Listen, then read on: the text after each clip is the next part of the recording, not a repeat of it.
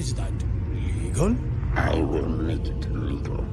Where do you get this bureaucratic bull? You have all the character references of a politician. Intelligence has nothing to do with politics. This president is not above the law. If the dirty air don't get you, the politicians will. The last remnants of the old republic have been swept away. These orders have forced us to declare independence.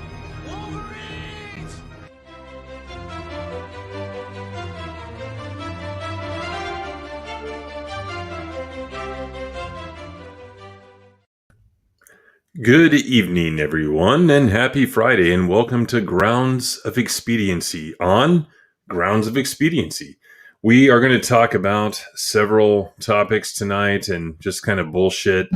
Lots of political news out there. I mean, it's a pretty hot season, actually, for politics right now. So I got some links pulled up. I've got my esteemed co-host, Greg, the Grand High Priest, Holy Order of the Jab, with me. He's got it ready this time. Good to go. How's it going tonight? How's it going this week for you? A bit of up and down, but I'm fine. Same here, man. Work, basically doing 2.5 or 3 jobs. So there's the new job, the old job, which we finally selected someone for, but they can't start for, you know how it is, for a while. Then there's these various projects that we have going on that I'm intricately involved in. So I'm probably going to be putting in some rare weekend work this weekend. Maybe I can avoid it. I don't know. And plus it was first of the month on a Friday, which means I have to do all my reporting. And of course, we have a departmental meeting on a Friday on the first of the month. Fuck you, whoever came up with that idea. God. Yeah, and it was all senseless bullshit. Probably stuff we needed to know, but just not in the format in which it was presented. So, yeah, but I'm glad it's Friday and I have a beer sitting next to me because it's been shitty. But let's see who's here. Trey showed up early. What's going on, Trey? You're not on Trey time. Thanks for being here, Trey. Leaf Larson 13, new member in the house. What's going on, Leaf? Alora's in the house. And she probably knows what Newsom did today. Newsom in the state of California. Liquid Blake, someone else who is experiencing a lot of political upheaval in these uncertain times. What's going on, Blake? We've got Biggles is in the house, probably for 10 minutes because it's almost his bedtime. What's going on, Biggles? Send Callie into the ocean. Yeah, we used to say that 20, 30 years ago as a joke. When's it going to fall off into the Pacific? But we all have people we love there. We need to get them out as long as they vote the right way. Melissa Lord in the house, first ever member. What's going on, Melissa? We've got Mike Jolin in the house. We have, I thought I saw, there he is, E. Clay Thomason. What's going on, E. Clay? One man show is up in this motherfucker. I think I got everyone. It's not like there's a ton of people to go through. If I missed you, I'm sorry. But yeah, it's a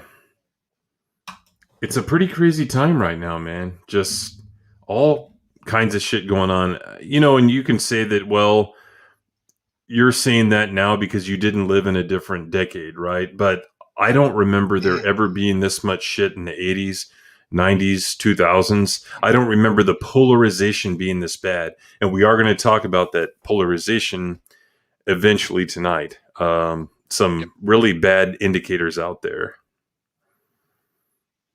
Were you going to say something?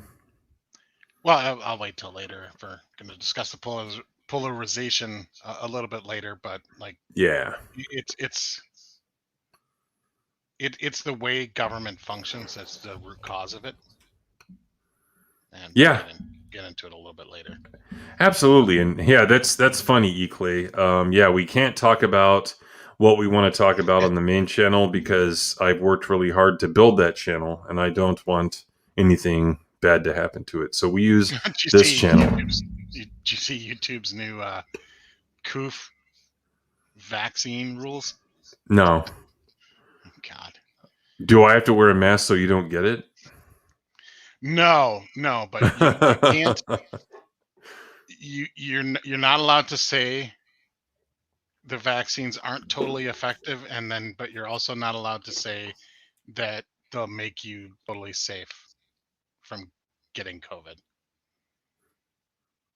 Okay. I guess So that's progress, right? No, because now you literally just can't say anything about them, because you can't say they're not 100% effective. So you have to say that they're effective, but then you also have to say that you can't say that they're effective at preventing the spread. So that leaves like the two are contradictory and leaves no.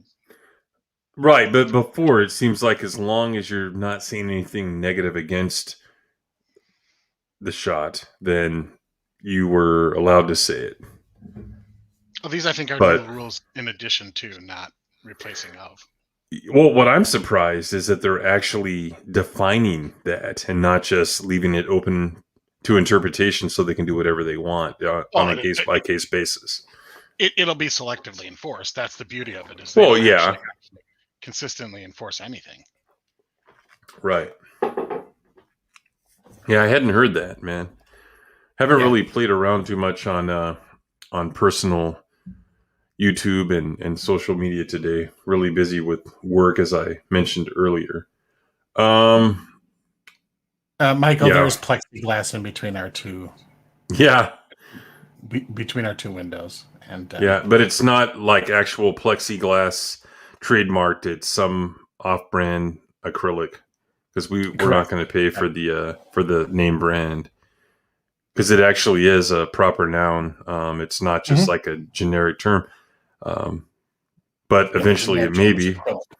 Just like I'm going to make a Xerox or I'm going to Google something, eventually it'll make its way into the vernacular. You use a Kleenex? Yeah, Kleenex, yeah. Use a Kleenex to wipe your ass. So, speaking of politics, did you happen to catch the stream on Tuesday night with Rilla Smith and her mother, a surprise guest, Kathy? Yeah, I watched the whole thing.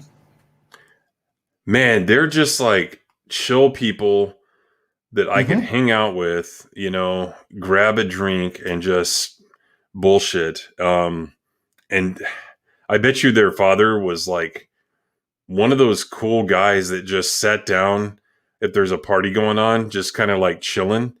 And then like a few people gravitate toward him because he is chill, and then you just have these intelligent conversations while people all around are like drinking and going on and acting stupid. That's how I see him. I have an uncle that reminds me of the way that they described him and stuff, and the way from what I've read of him. Really cool fucking people though. Like we talked after, me, Matt, Laura, and them for like a fucking hour and a half, and they're like, yeah, and that's another way they're like me. They're like, we're not really friend people, but we would like right now say, come on in and here's a drink and let's just hang out. They're just so fucking cool. Both of them, Rilla and Kathy, really cool people. So they're like, hey, if you're ever out here in our area, make sure you let us know, because you can come over and we can show you the sites and all this stuff. So we're definitely going to do some more collaboration in the future. It was fun. And I learned a lot of stuff I didn't know. Like he ran for president of the United States and only in the state of Arizona. I thought that was interesting. I don't know if you heard that part. I don't remember that part. Because I guess they allowed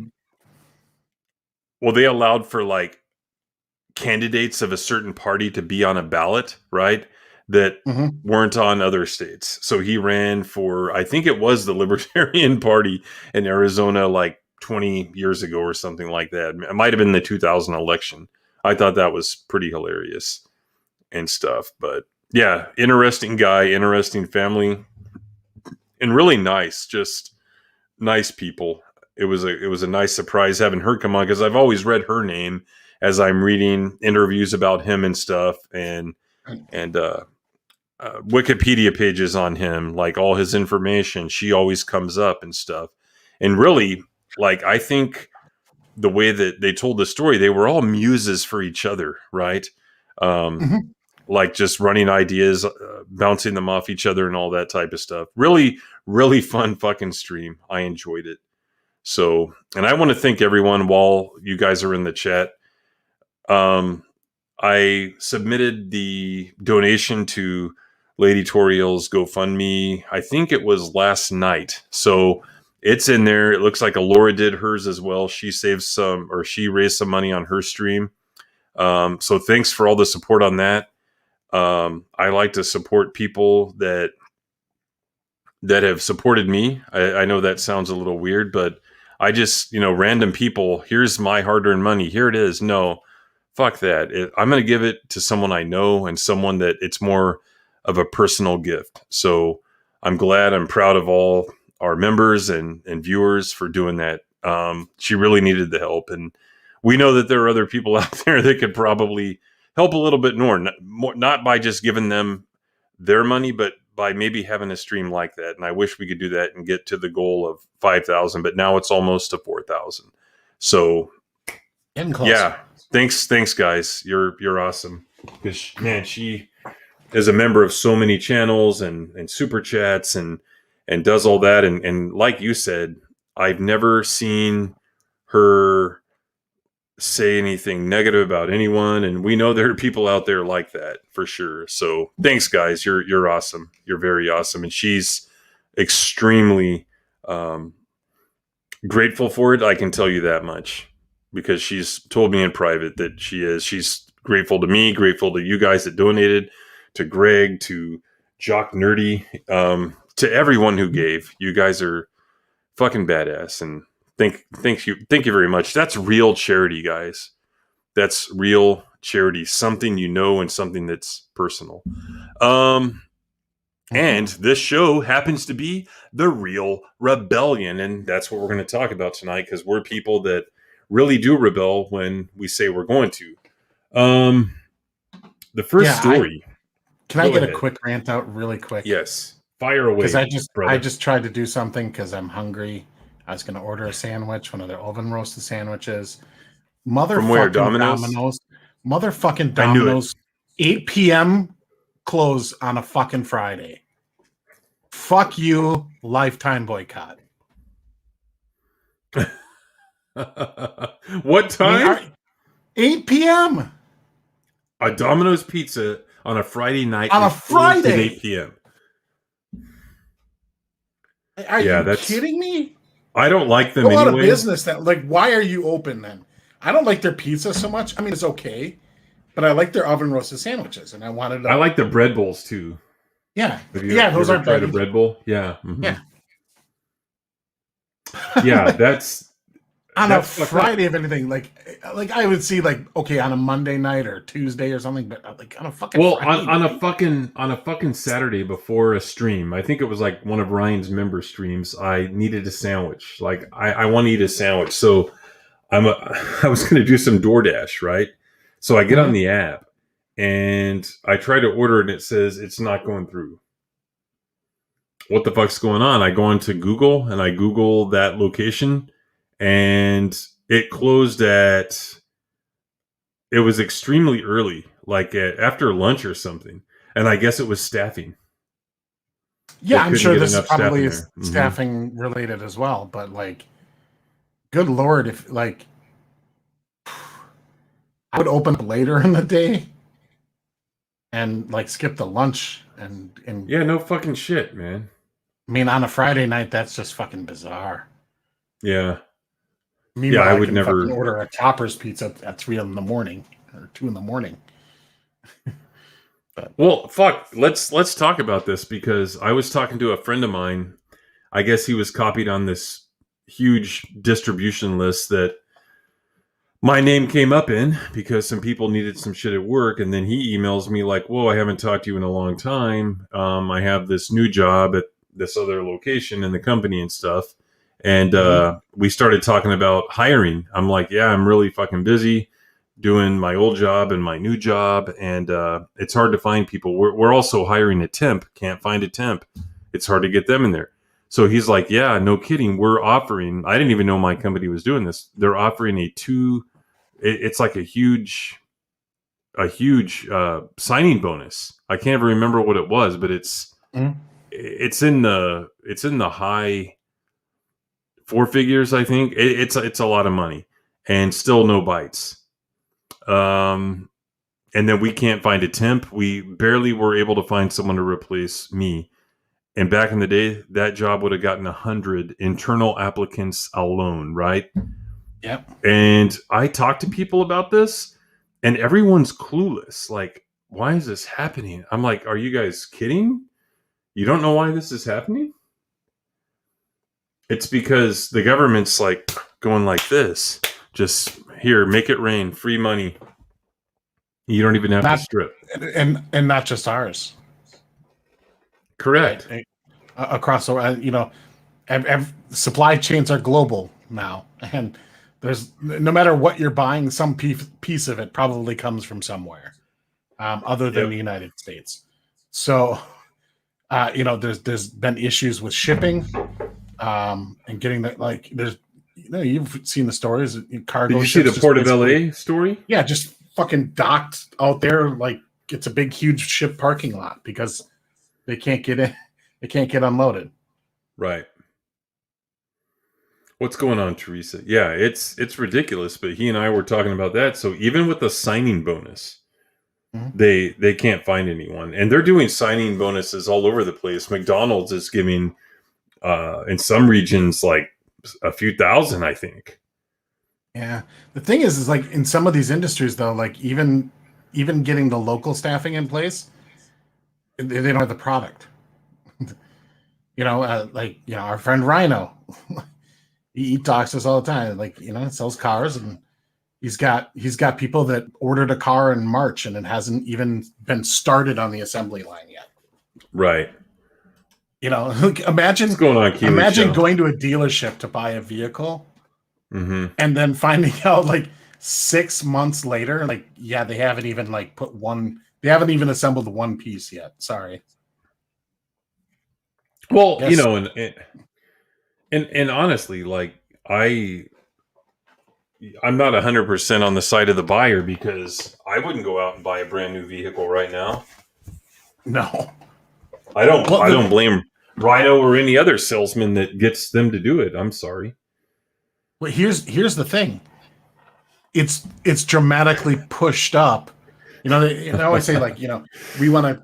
We're for the, all politicians, we're for the middle class, we're for small businesses and not the corporations and all this other stuff. We're like, okay, when you take a shortage in something like automobile, right? What does that do to the automobile market for used cars?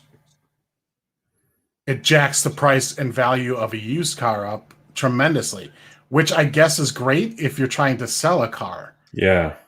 But how many people are trying to sell a car? Like, it's one of those things you kind of need, and you replace when necessary. That's most people. I drive my cars until they don't drive anymore, and then I replace. Yeah. But what about that? What about that Domino's worker who should have been doing delivery, but maybe he doesn't have a car because used car prices have gone through the roof, and his jalopy busted, broke down. There's a million things. That's why inflation is such a just a brutal thing for all classes. Right. I used to listen to Dave Ramsey on the way home from work like many, many years ago.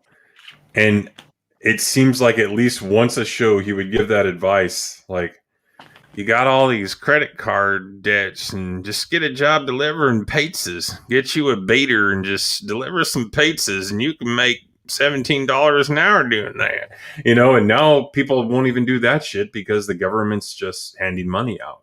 And well, no, and now that's our money been out. replaced as, you know, be an Uber driver or you know, Yeah. DoorDash or whatever. Yeah. Because then you're not like it's great. And like I see some of the restaurants, they've gotten rid of their own like actual staff drivers and they've just switched over. Mm-hmm. They're like, it's too much of a pain in the ass to hire and maintain drivers. The turnover is ridiculous. Like, forget it.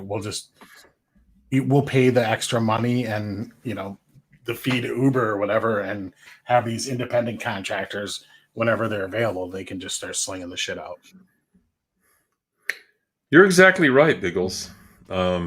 People that work in government, even if they go in initially with the best of intentions, they get the Stockholm syndrome and they assimilate into the bureaucracy, and that they become one of them. They become one of the collective, and that's all they do. Yeah, there you go. And what's funny is, you know, there's the conspiracy theory deep state, then there's the real deep state, right? And the state is very deep right now. End of story. Yeah. Yeah. Anyway, so yeah, it's fucked up. You can't hire anyone, and you know that there are people out there that could work, period. They're out there. There's an available workforce, but they are artificially employed right now, and they're employed by the government by sitting on their ass getting that check while we go out and bust our ass. And that doesn't apply to you, Greg. I'm not collecting a dime of government. Exactly. Not one fucking dime. Exactly. And that's the chief difference. Oh, okay. I have to rephrase. When the stimulus checks auto deposited, yeah, okay. Yeah, I'll take any money the federal government will send back to me. Anything. Yep. Just give it to me and as soon as possible. Like, they give us this option. Do you want to get a check now or wait until your tax? Or give me that fucking shit now. Now. Yeah. I want my money back that I put in now. So, yeah, we employ them, not the government. We're employing people to watch TV and eat potato chips. You're exactly right.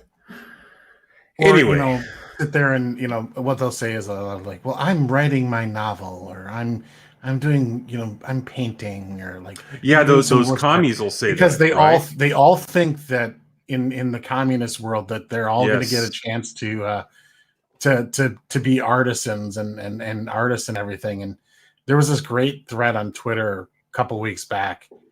And people would be like, yeah, this would be great. And I would be able to do this. And then you'd see like 10, you know, base people reply, be like, nope, we need workers in the field, to the gulag for you. Like, no, like, you go where you're assigned. Yeah. Because nobody's going to, like, imagine if everybody doesn't have to actually do work and they can just make their own shitty art and not actually have to worry about whether or not somebody else is going to buy it. Like, who's going to work in the field? Who's going to be a plumber? Who's going to do any of these jobs that aren't very glamorous, and some of them, quite frankly, are a little bit nasty, right? Like, I don't want to spell. I'm not farming ain't for me. Fuck that. Yeah, I'm gonna do my organic nose painting for a living. I just go like this. Yay, that's art, man. It's abstract. No, you're we're seeing it play out right now. These people are just sitting around doing nothing. But eventually, like, services are going to stop, and it's like, what do we do? Oh, I know. Let's centrally plan the assignment of work and then see how these people like it. Yeah, because they're not going to get the assignments that they're thinking. No. And not just them, but the people that think they're going to do the assigning. They're going to get shot in the back of the head. Yeah. They'll be the first, the intelligentsia, they'll be lined up, and, you know, we got to turn this around, guys. Like, make sure your representatives at all levels of government are ones that do not support this type of entitlement kickbacks to people. They're not even kickbacks because there's no kick. They're just getting back. yeah. For sitting on their ass doing nothing. It's just literally vote buying. It's entitlement, tax and spend, redistribution of wealth. You're seeing it play out right now. I mean, some of these people have been on this for a year. Going on 2. If you haven't worked in a year, right, and you're still getting this, or else, hey, what if you're living with baby mama, right, and she's getting it? Same thing. You know, you're not working because you don't have to. Turn it off and go to work. There's plenty of jobs out there. It's ridiculous. Yeah, but, all right. You know, as long as they're not they're not being forced to, or they're not being compelled to by circumstance. Because nobody's going to advocate, holding a gun to somebody and saying, well, you're going to have to go to work. But on the other hand, it's like, I'm also not going to hand you food. Well, we will hand them food, though. That's the problem. Yeah, well, of course. That's what we currently do. And housing and whatever else they need. Oh, yeah. All these people didn't pay rent for the entire year. Yeah, I was gonna mention that. The what do they call that? The moratorium on I would never own like an apartment building ever. There's too much stress and red tape behind owning one and dealing with all the shitheads that live there, and especially in bigger cities like New York and stuff. Oh yeah, where you have rent controls, all sorts of regulations as far and like hoops to jump through to evict somebody. Right. And then once you evict them, then if they leave property behind, like you can't just throw it away or anything. You have to wait so long, and so that's on you to store it somewhere else so you can rent the unit out. Yeah, it's and in this climate where people are like, yeah, I'm entitled to rent, or I'm entitled to my apartment now. Like, no, you're not. Fuck the landlords. They're greedy bastards. Like, no, most of them aren't. I mean, some of them are, but some of them are just invested in real estate as a, secondary income. Ain't rolling in it either, by the way. And let's just run with this since we're talking about it. But here's what's really interesting about our current position. That you have these mega corporations, right, that are kind of on the side of the government. They're not against this stuff that in any normal capitalist society is against their best interests, right? They're like, not just the tech companies, but all these big companies are for all this shit. It's really bizarre because you would think that they would be against it and they would have the power to keep it from happening, but they're the ones really that are egging this along and stuff. They're playing the long game, and the long game is like while these regulations and things do cost them money, they're playing the long game in that it also is a protection racket. It makes the barrier for entry into that particular sector of the economy, that business, that whatever, it makes it extraordinarily high.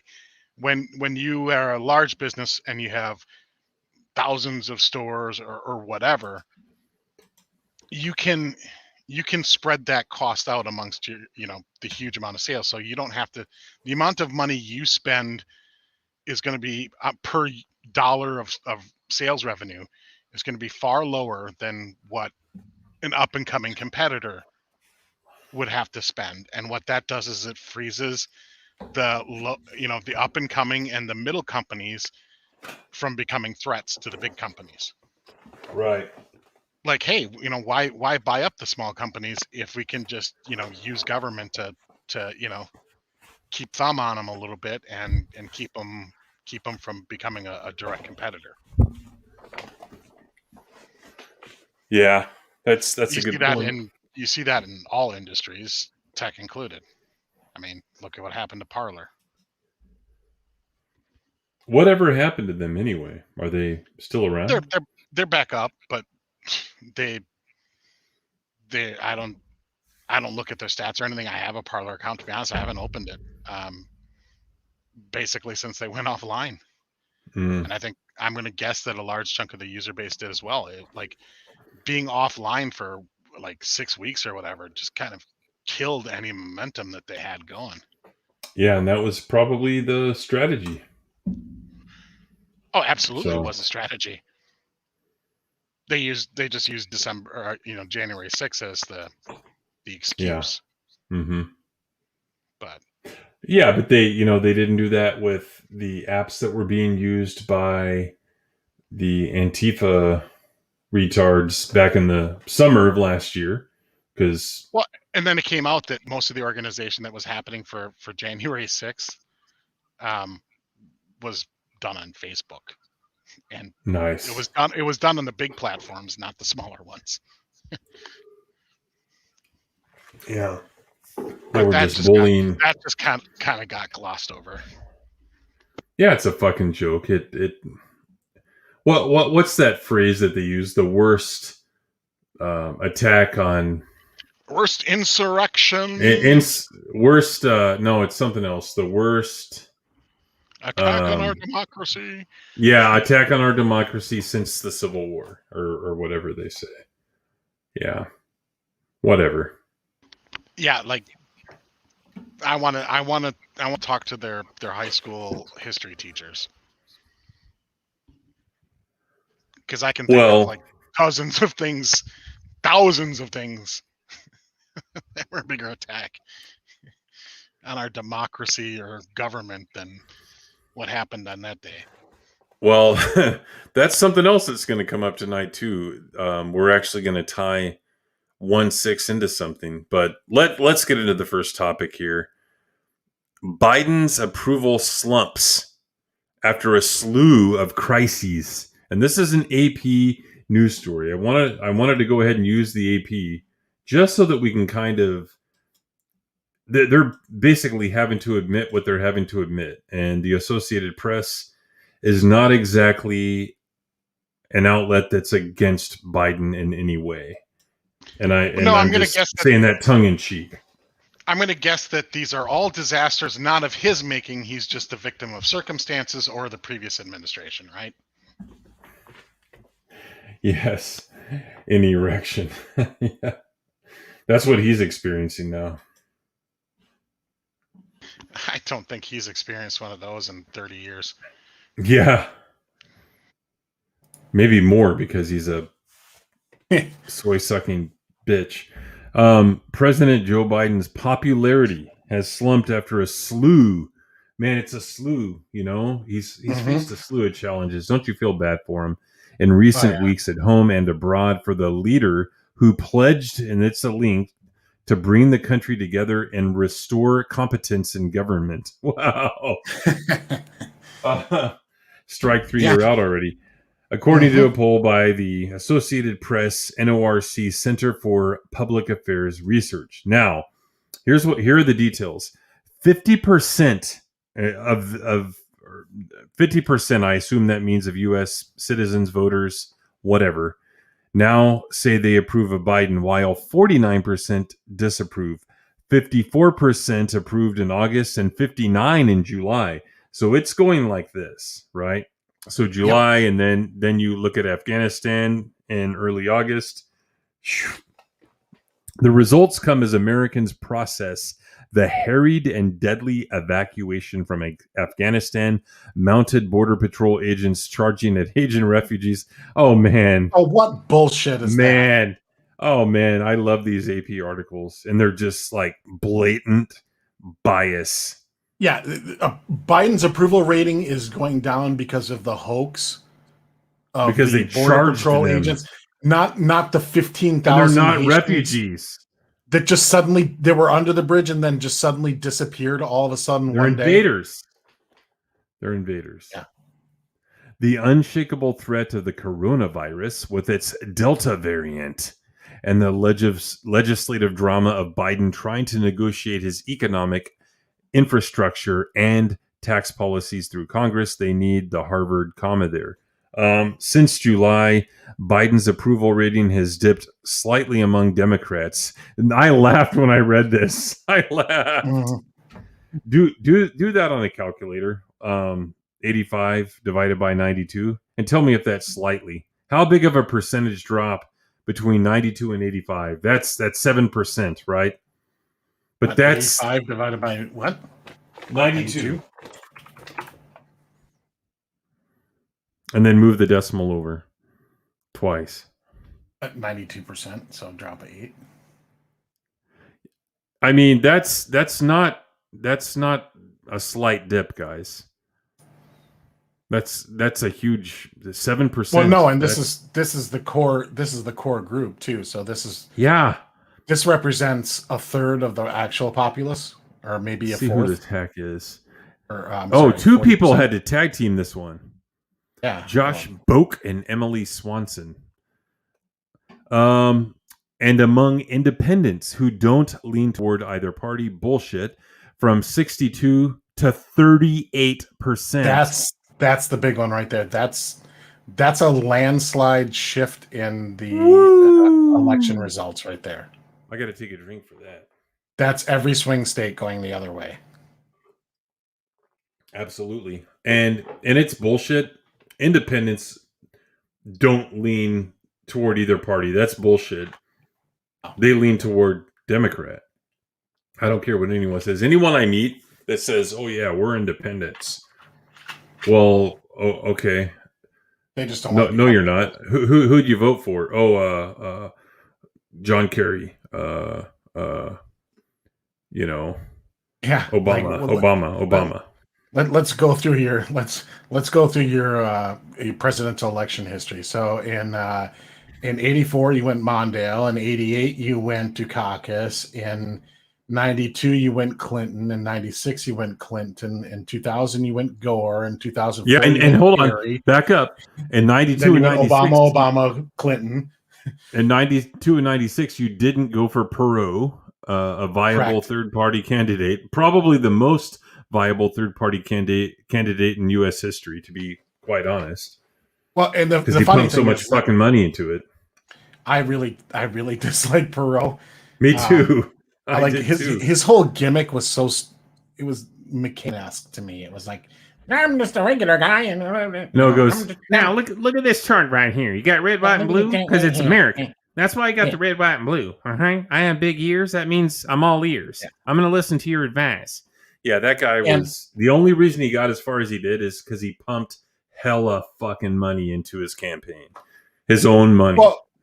Well, yeah, and then he was also a media sensation because if you look at 92's election results, like Bill Clinton won the least amount of votes, I think, than any other president in history. He didn't have even 50% of the popular vote. He was well under that because Perot took such a huge chunk.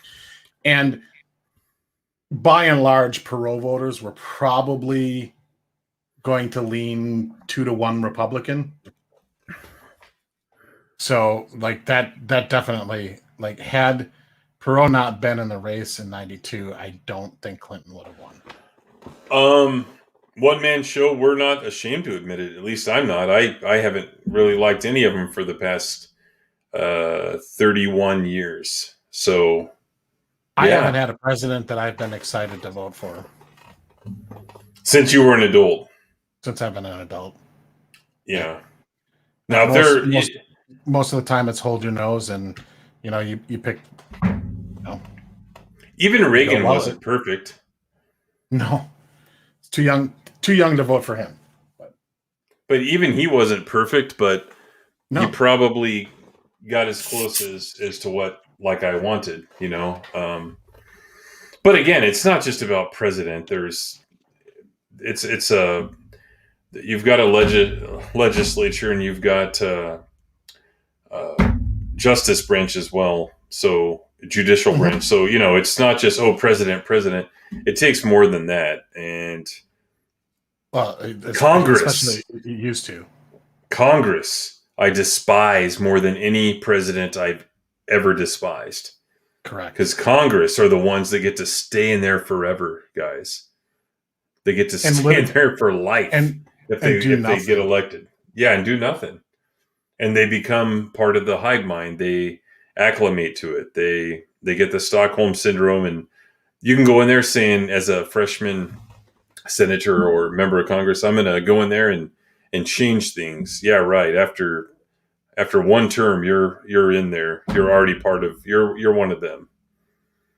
So, point is, it's not all about we need this president, whether it's Trump or whoever, because it's more than just the president that has to be effective to get things done or not get things done, prevent things. But it's becoming less and less so, and the reason is because Congress, over the last 100 years, has done nothing but abdicate all of its responsibility to the executive branch. So when you're talking regulations and all these things, because Congress will come up with a bill and they'll say, like, well, here's the goal of the bill. This executive agency is going to be in charge of writing the particulars. And that's generally how all these major things pass. Like, look at Obamacare, right? The last major entitlement that was passed. The bulk of what Obamacare does was done through the administrative state, through the executive branch. They're the ones that wrote the regulations. They're the ones that are in charge of enforcing the regulations. All that is done there. So Congress can basically just say, look, we've passed this thing. Now it's up to the administration to run it. So don't blame me. It's the administration's fault. It's this secretary's fault. And then what they'll do is they'll haul these guys up in front of a committee and do a dog and pony show where they'll be like lecturing these various secretaries, Secretary of Health and Human Services, or the Secretary of Defense, or you name it, or sometimes private citizens even, and they'll get them up there, they'll grandstand for the camera, wag their finger, run to CNN and MSNBC and Fox News to complain about what the administration is doing, all the while never actually doing anything themselves. And so when we talk about polarization, the reason polarization has become so great is because Congress literally does nothing other than pass massive spending bills. So there's nothing for them to compromise on, because all that shit's going on in the administrative state. And so there's only a couple major bills a year. It's continuing resolutions for budgets. It's the actual budgets if they actually pass a full-blown budget, rather than just a bunch of continuing resolutions to maintain spending at whatever level that they want. But basically, they just go, okay, this agency is going to get 6% more this year, 7% more the next year, 4%, and whatever. That's how they do their budgets. And when it actually comes to policy, Congress has very, very little involvement. And they've done that intentionally so they can keep their positions. Because if they're not actually doing anything, they're not the ones writing the regulations or enforcing the regulations, they get to go, wasn't me. You bet. I hear you. I understand your pain. I'm gonna give that secretary the what for. He's gonna get an ear from me. And then nothing actually changes. And that's the deep state, is the administrative state that writes all the regulations, and nothing ever gets undone. So when it comes to party choice, you have your choice of aggressively expand, add entitlement. If you're a Democrat voter, you want to expand entitlements, expand the administrative state, give government more control, allow them to regulate even more, and then you could vote Republican and you just get a temporary pause in what the Democrats were going to do. Right. Because none of it's ever undone. Once it's in place, it's kind of stuck there. It never goes back the other way. And so the presidential elections become all or nothing games, because the president controls the administrative branch and can, through executive orders, direct the agencies to do what he wants. So, and that's why every time we have a presidential change, particularly between parties, you're going to get a whole slew of executive orders, wild swings, back and forth, ditch to one side of the ditch to the other side of the ditch, as far as the regulations in the administrative state, because Congress actually does nothing. And what Congress should do, and what everybody should be advocating for, is like, no, put your necks on the line and actually vote for something. Like, don't allow these executive agencies to write regulations without congressional approval. Do your jobs. You're the legislature. You cannot abdicate your authority so you can hide from being held responsible by the public and by the voters. Yep. That's why incumbents always, Congress always has like rock bottom approval ratings, but yet everybody gets reelected. Why? That's one of the reasons.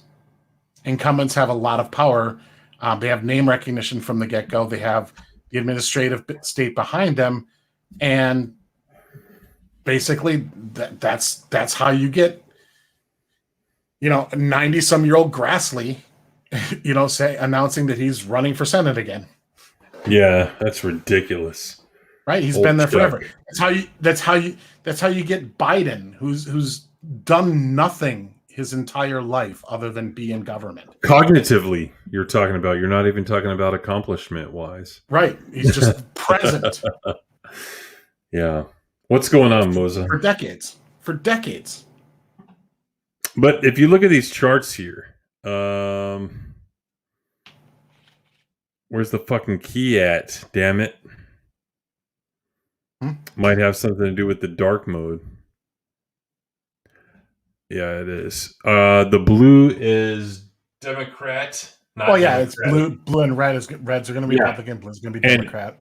And the white is all. So look at this going. And this is not their approval rating. It's what they think of the president. So Democrats have gone this way from February to October, down. Everyone. Oh, you took a dip in June. What happened in the second week of June? I don't remember anything. I'll have to go back and look. Obviously, it wasn't the Afghanistan. That might have been the start of the issues at the border. See you, Biggles. Have a good night and have a good rest. Either way, we'll look that up later. It wasn't until August or July.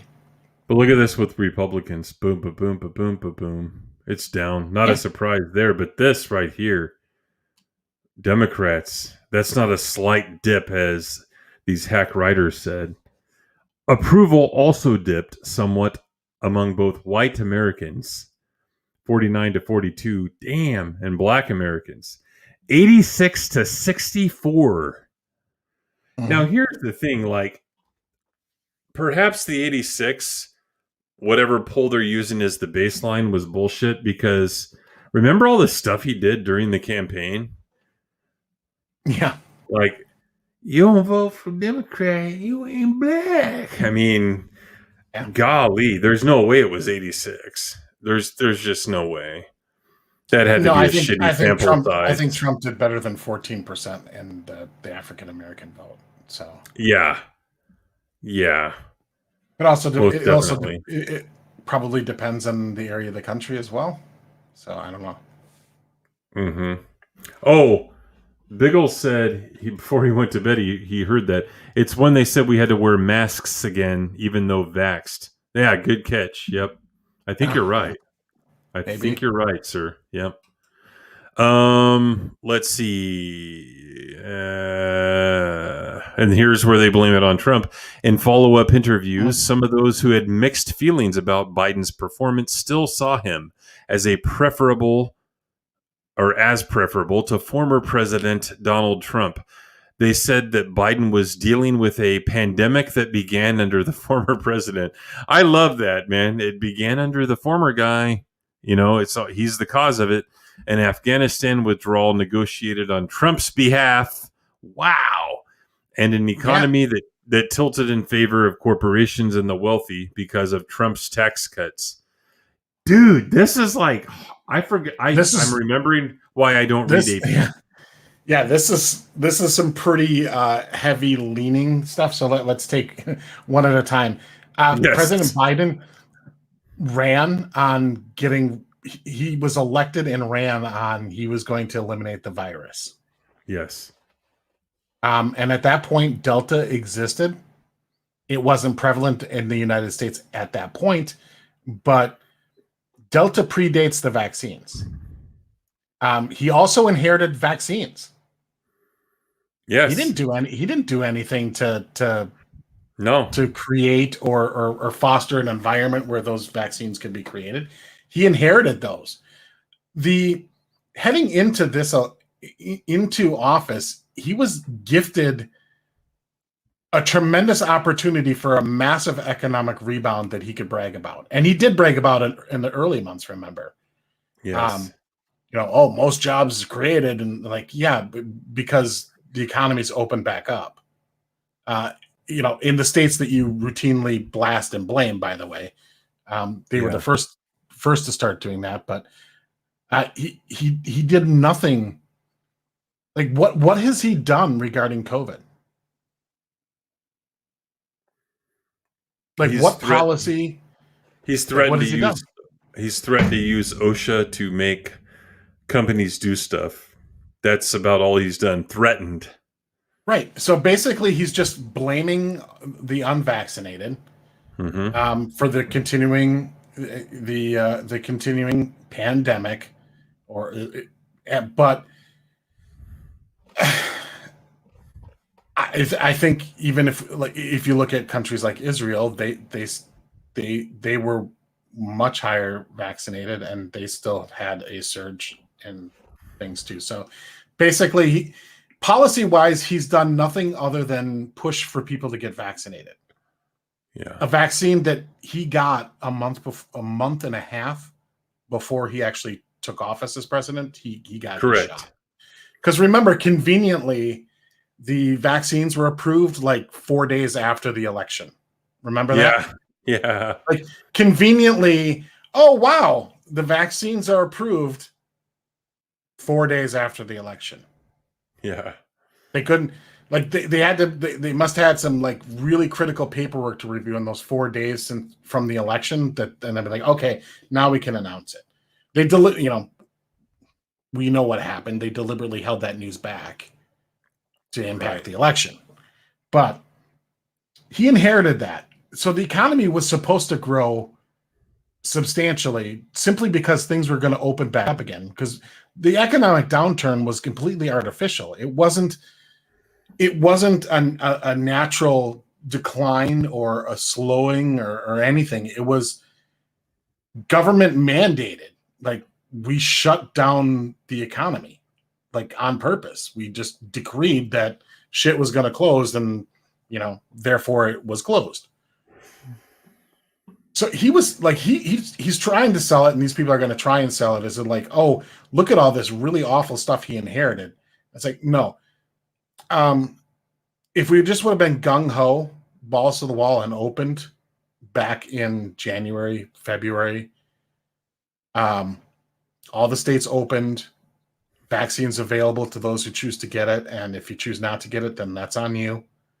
And just gone full bore, everything's back open, we're good now, and ended the entitlements and the incentives to stay out of work. Back then, the economy would be in a much better position. But no, he chose to pass a massive spending bill, which was, part of his Build Back Better plan or whatever, that first initial COVID relief thing that passed early in his administration. He chose to waste time on that.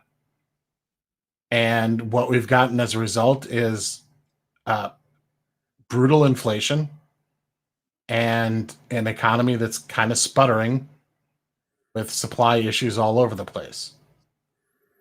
He did that. Yeah. That wasn't something Trump did.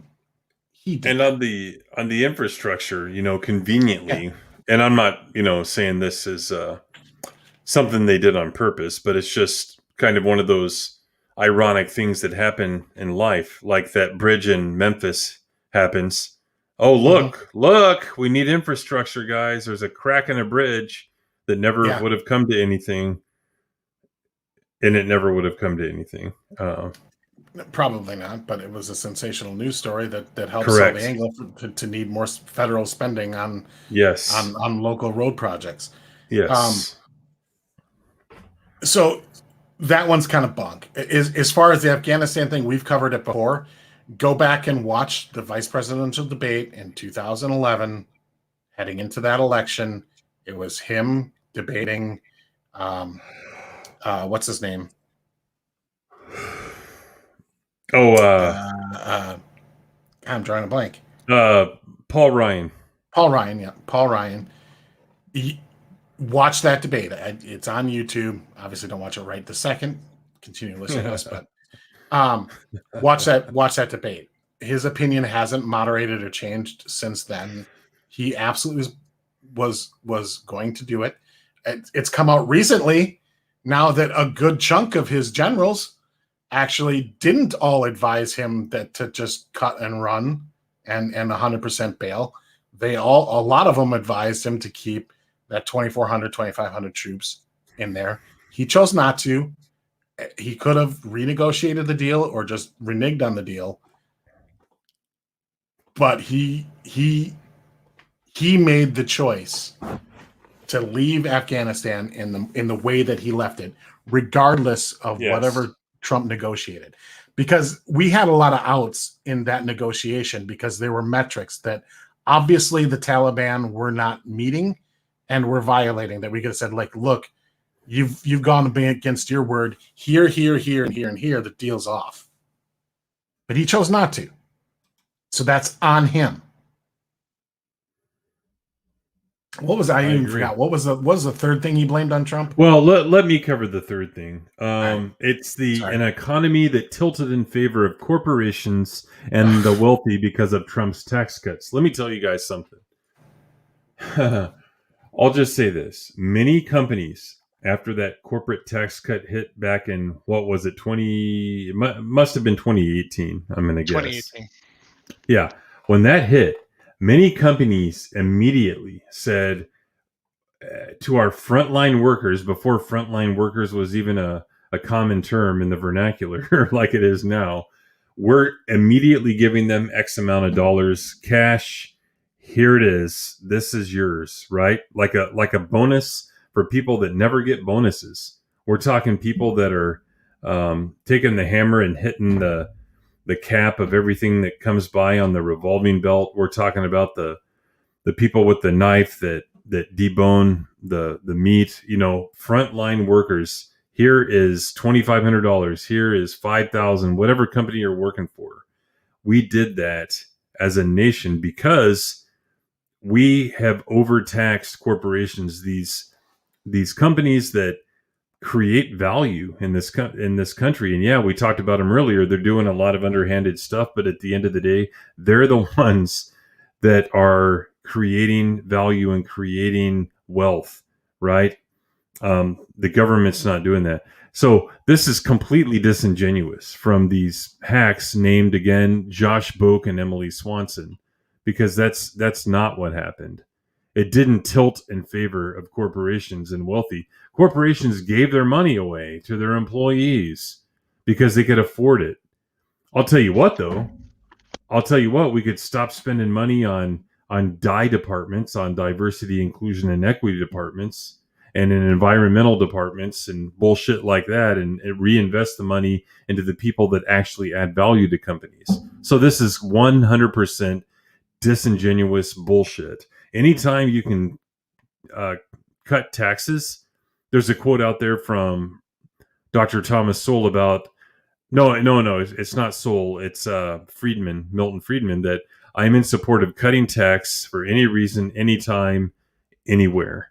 And so am I. And this was one of the greatest things to happen to America in the past 3 decades. Well, there's a more sinister part of it, right? So, Tim, let's say I pay $10 in taxes and you pay $100 in taxes, right? And under a plan, you now pay $80 in taxes, and I pay $10 in taxes. Mine doesn't change. How does that hurt me that you get to keep $20 more?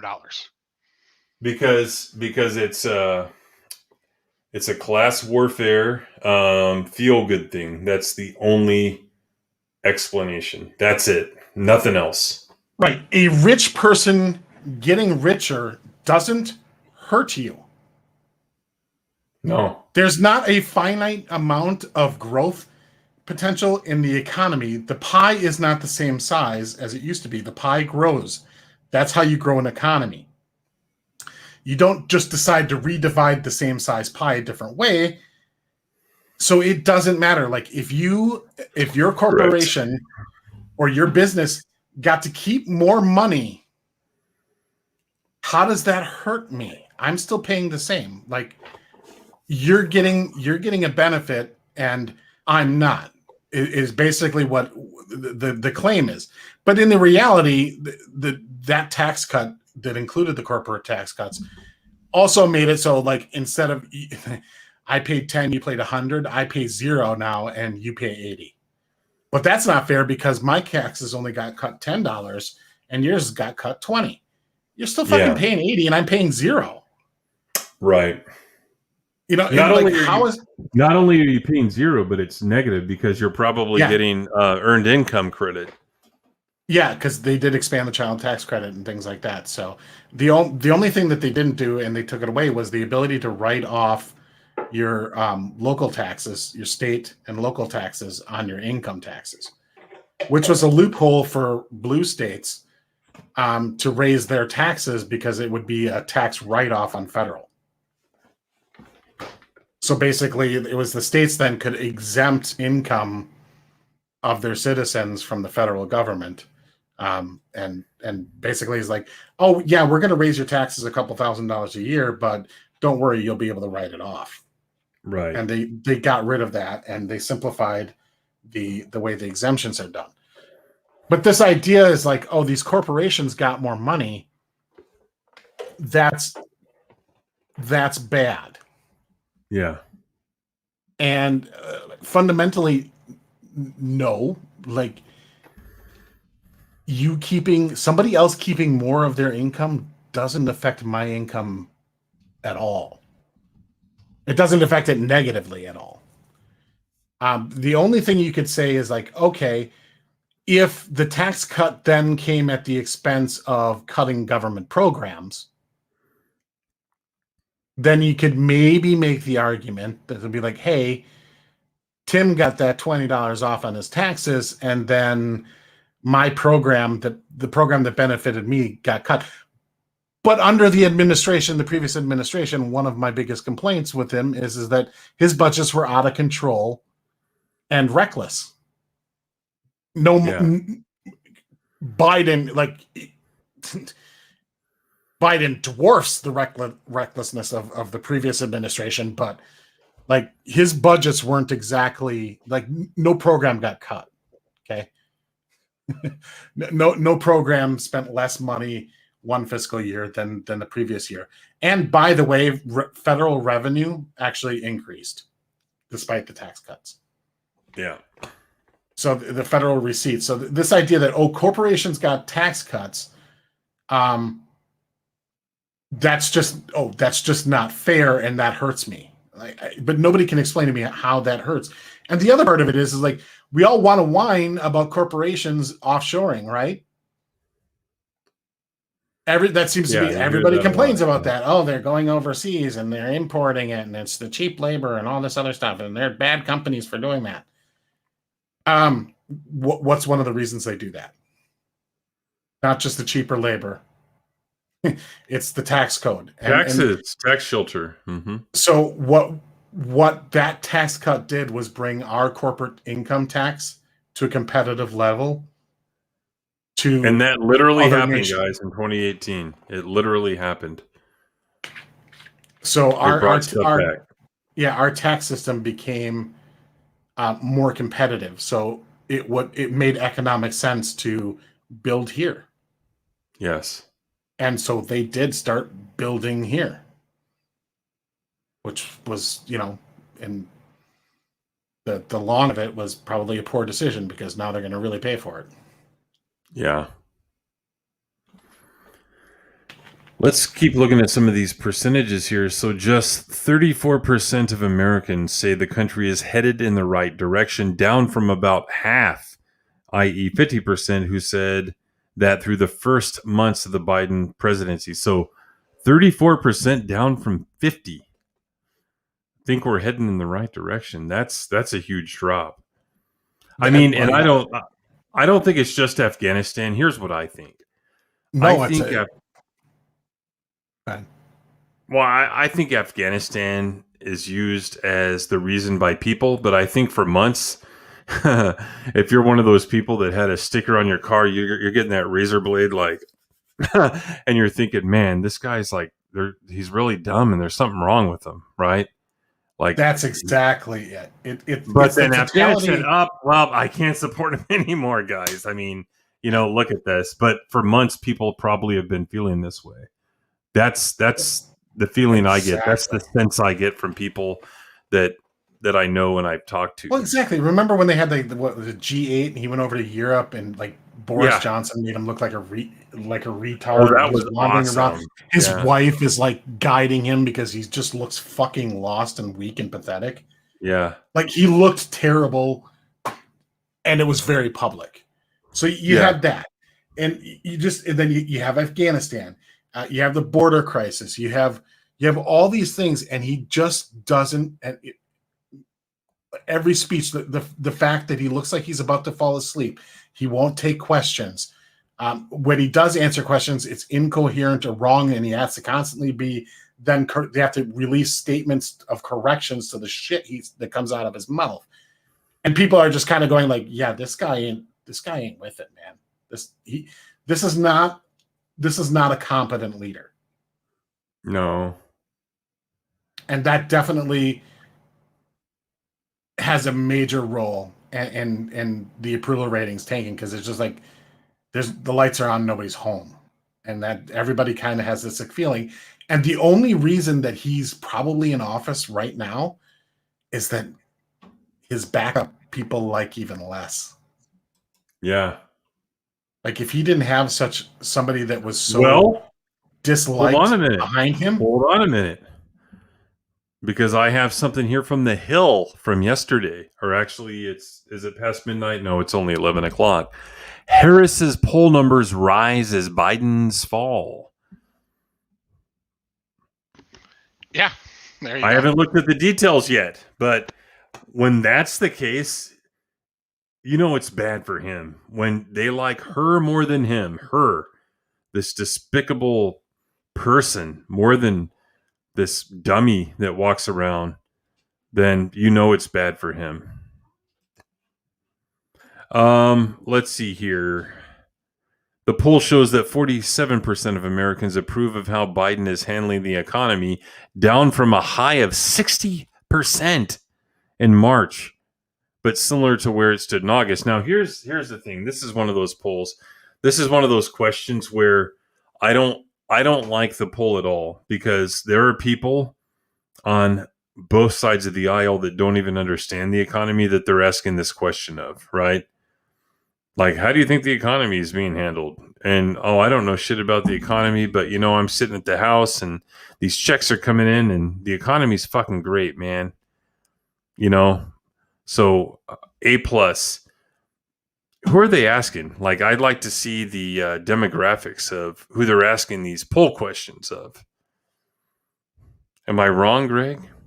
No. Well, yeah. When people are asked that one, it's like, how is the economy doing for you? Yeah. It's how people are answering it. And if you're a person that's going like, yeah, there's so many open jobs right now. I can fucking switch jobs on a dime, go where I want. I can name my terms. Like, yeah, this is great. Right. It's very temporary, but then it's going great. And, so you're going, hey, yeah, life's good. Getting what I want. And, Yeah. There you go. Yeah, those people are not in a position to ask or to answer. There's Rhino. What's going on, Raging Rhino? Hope you're doing well this afternoon. When it comes to actually voting, though, like people do vote their personal economy, not the general. So, Right. from a poll perspective, it's useful to analyze because that's an indicator of how people are going to lean when they're voting. But the problem is like, you know, as this persists, the people that are working, because like it's not just that there's so many open positions and it's inconvenient, like freaking Domino's closing at 8 p.m. on a Friday. That's irritating and everything. but like if you're working at a store or you're working at a restaurant or anywhere, right? Your job is very frustrating right now. Yeah. Because everybody's shorthanded, and yet the expectations from your company and your bosses don't get lowered. And your customers, yeah. And your customers, right? Like people like me, like, hey, fuck Domino's, you close at 8 p.m. And you know, the guy who owns that restaurant's like, dude, I have nobody to work. I can't open. I can't cook the pizzas, run the store, and then deliver them to you. Like I can't do that. Right. And from his perspective, he's frustrated, right? He can't find workers to fill the positions. He could be growing his business, but he's being, you know, artificially limited by that. And he doesn't have the ability to just pay your workers more. It doesn't work that way, especially in the restaurant business. But like, you're a cashier at a grocery store, or you're a stocker or anything. You're frustrated because your store's running shorthanded. If you're McDonald's, your restaurant's running shorthanded. The amount of people coming through the drive-thru is the same, but now you got 3 less people on the shift to handle the crowd. There so now it you're is. working. Yep. Now you're working harder than you've ever worked, and you're frustrated. So as things progress, if this continues, people's personal sense, even though we're like, hey, it's great, I got job security, I can go, like, it's still, the job is going to get less and less rewarding, more and more frustrating, because do more with less, do more with less, do more with less, do more with less. You know, and the expectations, you know, it's frustrating. That was one of the most frustrating things about my job, was retaining and hiring people that can do the job. Yes. Very and good. Constantly running. I worked in 4 different stores, and for the most part, I don't think we were ever not hiring. Ever. Yeah. I worked for the company for 15 years. Mm-hmm. And we were always hiring. Always. Yeah. And we weren't cutting hours. We were hiring. Well, everyone's always hiring. There'd be some lean hours in like January or whatever, but like, you know, because it's retail. But for the most part, it's like, yeah, we just can't get the people into work. Right. Yet the standards are still there, you know. Oh, the store doesn't look good. That's your fault. You need to work more hours. And, you know, and meanwhile, the overtime's great, because there's a lot of people that are getting a lot of overtime. So they're looking like, woohoo, time and a half. Yeah. Most people can't grind that many hours for a prolonged period of time and not burn out. Mm-hmm. So eventually they're just going to start going, I don't want that. I want the hours. I'm making all this money. I have no time to spend it because I'm working all this money. Like, I want a life. I want balance. I want to see my family. That sort of thing. So over time, these numbers aren't going to get better. No. The only thing this holiday season is going to be really telling, because I think sales are going to be on a decline because of lack of product availability. Mm-hmm. The only thing he was positive on is handling of coronavirus. We kind of already touched on that. So, but yeah, he's down in every single category, and you could keep reading this forever and find all of the rationalizations and excuses from Josh Boak and Emily Swanson, but we're not going to do that. But this thing is, like I said earlier, he's a victim. Voters, Poor his guy. own supporters, are starting to catch on, and the shill media is going to keep on trying to protect him and that party. Well, So, I mean, perfect example. Like on the southern border, boy, did that story switch really quick, right? It was a border that's crisis. one of Look the at all these categories you people. dropped in immigration. So Yeah. Oh, look at all these people. Why is there a surge? Well, it's because we kind of invited them. We signaled to the world, or he signaled to the world that, that he's going to end a lot of the Trump policies regarding border security and things of that nature. And so people read the tea leaves, or and then said, okay, I'm gonna make the trip. It's like I'm gonna get in, and for the most part they have, right? Because those 15,000 people that were living under the bridge or whatever, they all disappeared suddenly. Yeah. They went to the interior of the country. Mm-hmm. That's where they went. He let them in. But a lot. The immigration policy, it was a bad story, it was bad PR, it was bad optics, and then suddenly the whip story happens, and boy did everybody switch gears really quick, and suddenly it wasn't the administration's failure to secure the border or handle immigration. Suddenly it was these presumed racist border security people or border patrol people whipping Haitian immigrants.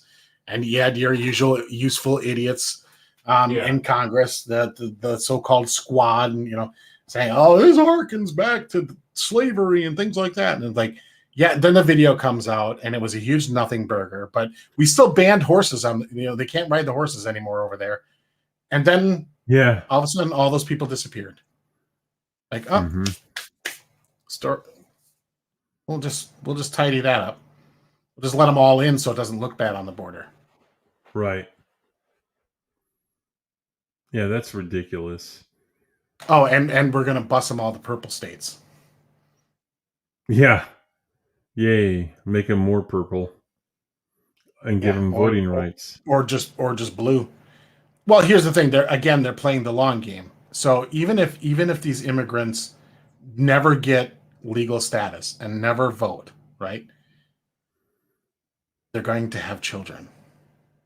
Yep. And the way our stupid policy works, thanks to the misreading of that amendment, that post-slavery amendment that was designed to ensure that former slaves were granted citizenship, and it wasn't left up to the states that were slave-holding states to deny them the right to vote or anything like that. That was the purpose of that amendment. We created, and the misinterpretation of that amendment has given us the term, the thing called anger babies, right? So now these Haitian immigrants,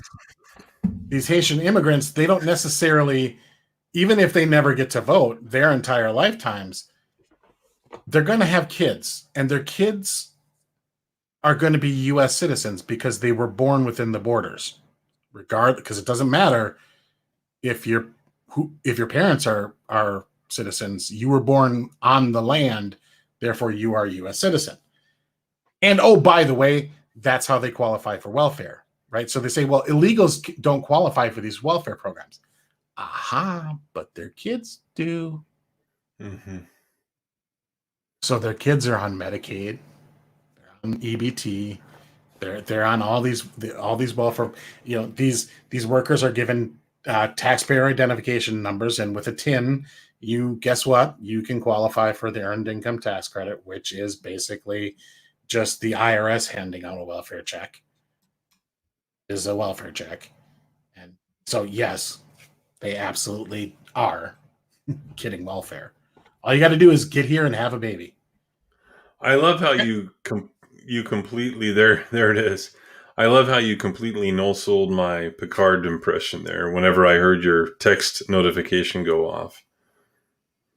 Oh, I didn't even see it. I'm sorry, I was ranting. So I said Picard here. Yes, come. Go ahead, Mr. Data. Oh yeah, that wasn't the communicator. That was the doorbell. That was the door. Yep. Well, yeah, you know what I have in mind? Let's see. These new fucking phones, you can't get to like sounds and stuff like you used to be able to easily on. Yeah, now you got to click the little 3 dots once you adjust the volume. Well, even if I go to sounds, like the ones that I actually have set as a sound can't be found like in the sounds, like it's stored somewhere else. Yeah. Let's see, audio, notifications. I have several I can use. I have this one. Mhm. That's like the TOS communicator, and Yep, I have that's this. the TOS communicator. That's the opening. Yeah. That's the Boston's whistle. And that's all of that one, but I know I have more. That's what pisses me off. Let's see. No, I don't like those. Let's see. It's insane that I can't find wherever the hell these are stored. Sorry, guys, we're just going off on a tangent here. Yeah, I guess we're just gonna we're gonna end my immigration discussion with Star Trek noises. Thanks. Call my phone really quick, because that's how it'll go off. Oh, here it is. Never mind.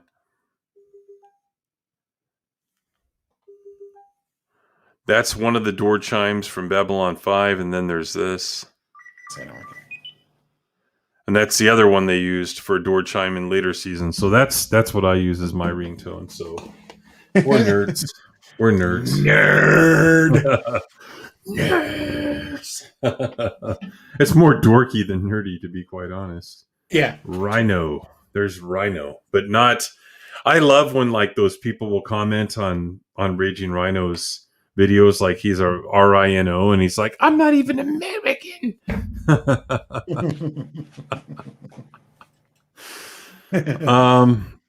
But yeah, he's going down in the polls, guys. Next up here. Yeah, let's kind of talk about this. This is a study that was done. Let me get this up. It was done by University of Virginia. The Cavaliers, if I'm not mistaken, is the name of their mascot. So much for Joe Biden being a uniter. And this is New York Post, a editorially conservative outlet. More than half of all voters who backed Donald Trump in last year's presidential election say they somewhat agree with the proposition that red states should break away from the U.S. And just hold on, because there's more. While 41% of Biden voters somewhat agree with the idea of blue states doing the same thing. So 41% of the Biden voting bloc believe, or at least somewhat believe, in the idea of secession. What do you think about that? Do you think that is indicative of the polarization that we're seeing in 2021? Yeah, that's very much it. Especially with COVID, really started like ramping up this state's a red state, this state's a blue state. Yeah. Kind of thing. Like it's always been there to some degree, but yeah. I think it's definitely escalated. I think it's foolish, but I agree. I mean, the idea is like, because I've, as a resident of Wisconsin for most of my life, I've always said like, Wisconsin. hey, we should cut a deal with Michigan and Illinois, and here's what I would do: is be like, go 10 miles north of Milwaukee, draw a straight line across, give it to Illinois, and then we'll annex the Upper Peninsula from Michigan into Wisconsin, and that'll be the new Wisconsin state. Because basically, you get rid of Madison, Wisconsin, the state is really red. Right, and it's that way in most states, to be honest. Yeah, it's the urban areas that are blue. Mm-hmm. Yeah, there are very few urban areas that are not blue. Like, when I say very few, you could probably count them on a two-fingered hand. More than half of all voters who backed Donald Trump, blah, blah, blah. The shocking survey from the University of Virginia's Center for Politics found a quarter of Trump voters say they strongly agree with the idea of red state secession. They fucking spelled the word wrong, dude. They spelled it succession. That's embarrassing. That's embarrassing. While 18% of Biden voters back a blue state breakaway. 18%. I mean, that's a pretty good percentage, man, of people. The divide between Trump and Biden voters is deep, wide, and dangerous. Center for Politics Director Larry Sabato. Oh, I didn't know that's where he was at. The scope is unprecedented, and it will not be easily fixed. Does it need to be fixed? No. Like politics is supposed to be contentious. So, thank you. Politics is supposed to be contentious, and to be honest, like when you're talking about the big battles, entitlement, expansion, or reform, or anything like that, it's by design going to be, hey, you want to do it, then you're going to need to convince enough people to pass the vote. It's not supposed to be like the way the country was designed, and where it really went off the rails.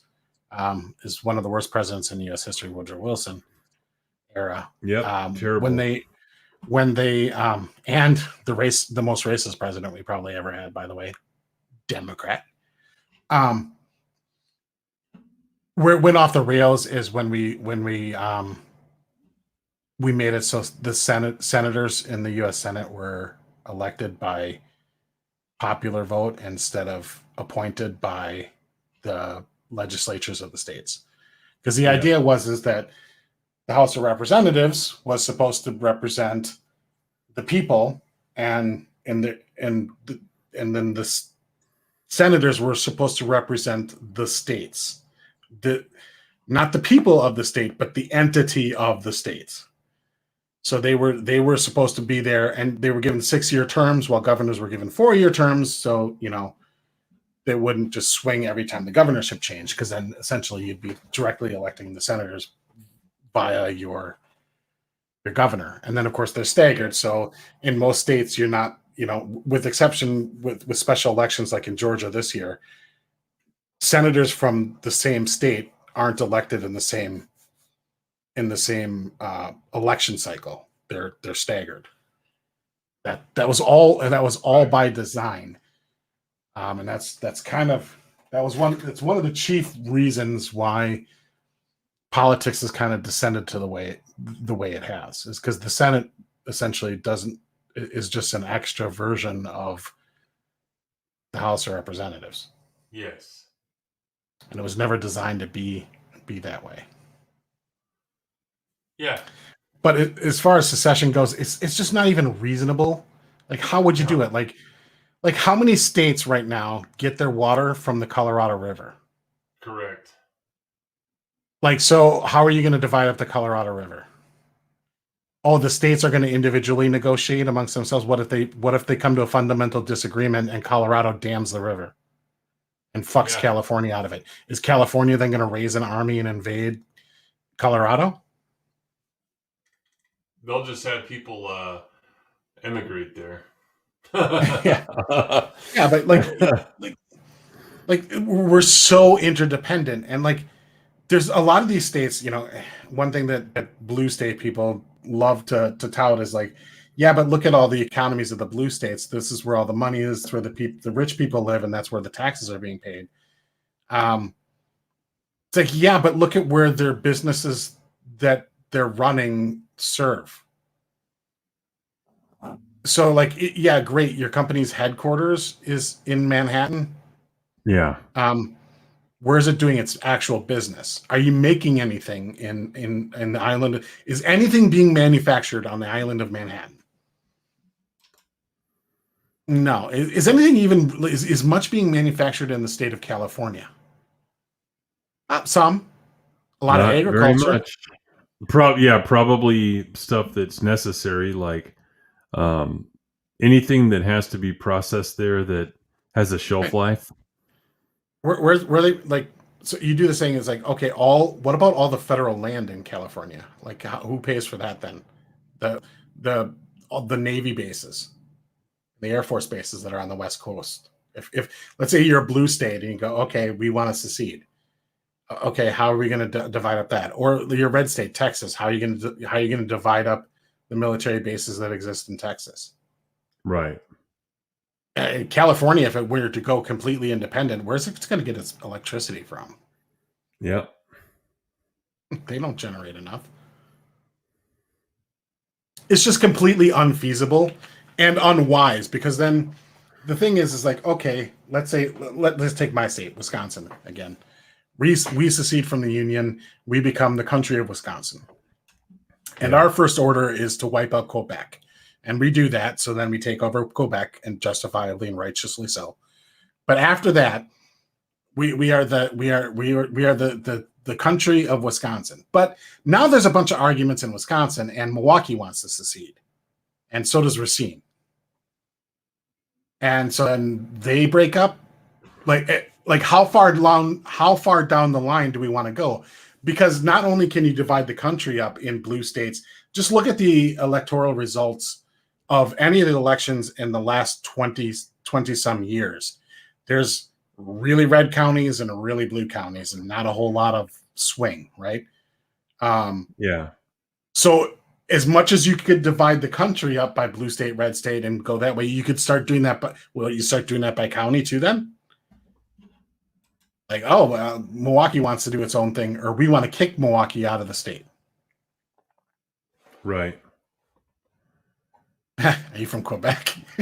Well, you spelled the word wrong, Mike. So,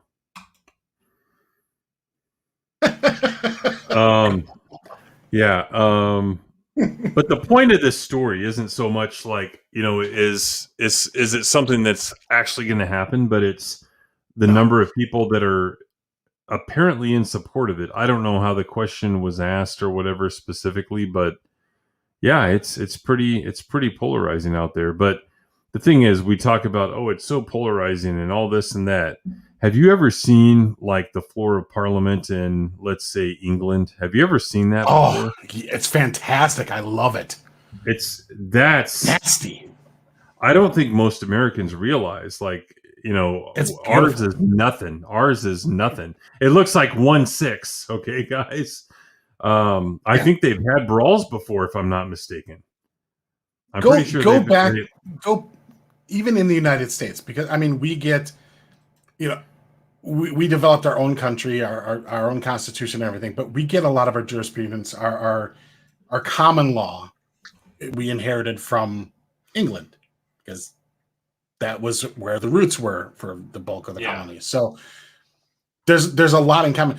Go back to presidential elections in the days of the founding. They were fucking nasty too. They were mean. They were personal attacks. They were slinging mud. It was no holds barred. This idea that like the political opposition needs to, like, we need to just sing kumbaya and be nice, that's just never been a reality. The only time that's a reality is when one side has such dominance in numbers that the other side, like, there's no contention, because they're so overwhelmingly voted out of position that they really don't have a say. So there's no big fight, because one side just has such overwhelming numbers that they basically, like California, right?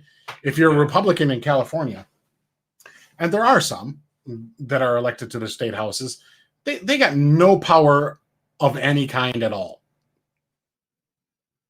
Like, their state houses are so super dominant Democrat that they basically, the Republicans are completely powerless. And so, oh yeah, California can get stuff done. Well, yeah, because one side is super dominant.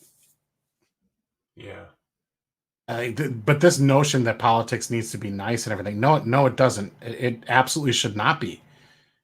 Because these, if you think these issues are important, then you shouldn't be willing to just concede on them. But, I think the media really likes to play up the red state, blue state thing a lot, especially lately. You got with COVID in particular, but then you have things like what Newsom's doing, what Cuomo was doing, what's her name, Gretchen Whitmer in Michigan was doing, and you got Abbott in Texas and DeSantis in Florida, and these governors have almost become like national political figures because the media portrays them as such. And then you get the Texas abortion bill, or Georgia does something, and then other states pass rules forbidding, travel to their states. That's California loves to do that all the time. They're like, Yeah. Oh, we don't like what Georgia's doing, so we're gonna forbid any official business travel. It's not going to be paid by the state if you're going to Georgia. They start playing these games, but the states are supposed to be competitive against each other as well. They're not supposed to be. They're supposed to be competitive. That's the design. So I don't feel like we're made to feel like, oh my God, we're at like this precipice and we're about to go off the cliff and the country's going to break up into the Civil War or something like that. No, it's not. It's being played up for that because that gets ratings, that gets people tuned in. You got the blue people rooting for the blue states. You got the red people rooting for the red states. Yeah, that's just the way it is. Like, oh, everything Florida does sucks because I'm a Democrat and hate DeSantis, so he's the devil incarnate. Or if you're on the Republican side, like Newsom, he's the devil incarnate. But we've elevated these governors, I think, a little bit too far. And then that's also feeding into it. But one of the reasons these governors got elevated so far was because they were, especially during the COVID area, is because these governors were able to unilaterally dictate policy for their state using bullshit emergency powers. Now, one thing that, and I haven't seen many states reform this, but they ought to be, is they need to start pulling back these emergency powers that their governors have. They need to be limited in scope to less than 2 weeks, because in the modern times, there's no reason that the representatives of the people, the Congress in the states, can't meet to pass legislation on an emergency basis. So the idea of emergency powers is something's happening now. And obviously we can't wait even 24 hours for Congress to do something. I got to act now. It's an emergency. Pandemics were never meant to be that. Right. But the pandemic gave them, the governors all used these powers, and then it became cults of personality. Everybody, Cuomo sexual. Boy, love how that one turned out, huh? Yeah, no kidding. Oh, what is Cuomo sexual? Well, I guess it means you're into sexual assault. Yeah, based on recent allegations, for sure. Mm-hmm. Yeah, or maybe there's a what is it? The not Mondo, but what the heck do they call him? Fredo sexual. Fredo, yeah. Yeah, that's a new term they're going to come out with. Let's see. Great that he's out of office. Too bad the person right behind him is a raging cunt. Yeah, it's yay, big victory, yay! All these people are celebrating, and I'm all retweeting it. Back at the time, it doesn't make a difference. Congratulations! Now your governor is the one that's going to fire all the nurses and then replace them with the military. Yes, good idea. There you go. Great policy. The survey, which was taken in late July and early August, surveyed more than 1,000 Trump supporters and 1,000 Biden backers. Why'd they use a different word? Supporters versus backers. I don't know. Makes for alarming reading for those concerned about political differences in America. So sample size was 1,000.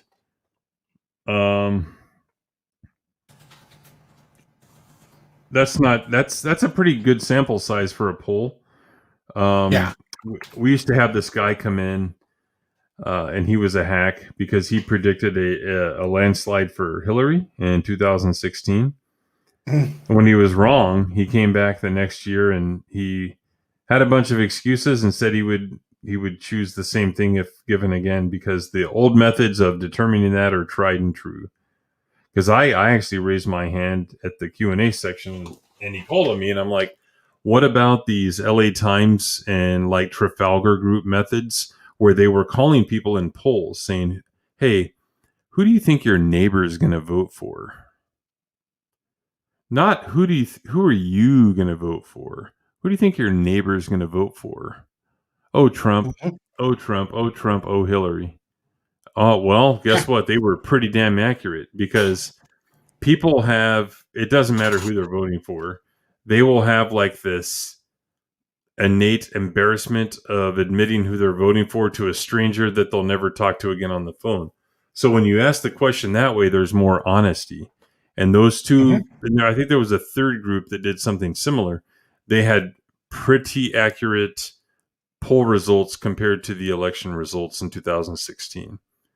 So anyway, he told us, this guy, that 500 people was a pretty good sample size. So 1,000, depending on what the demographics were and where they called and all that type of stuff, that's a pretty good sample size.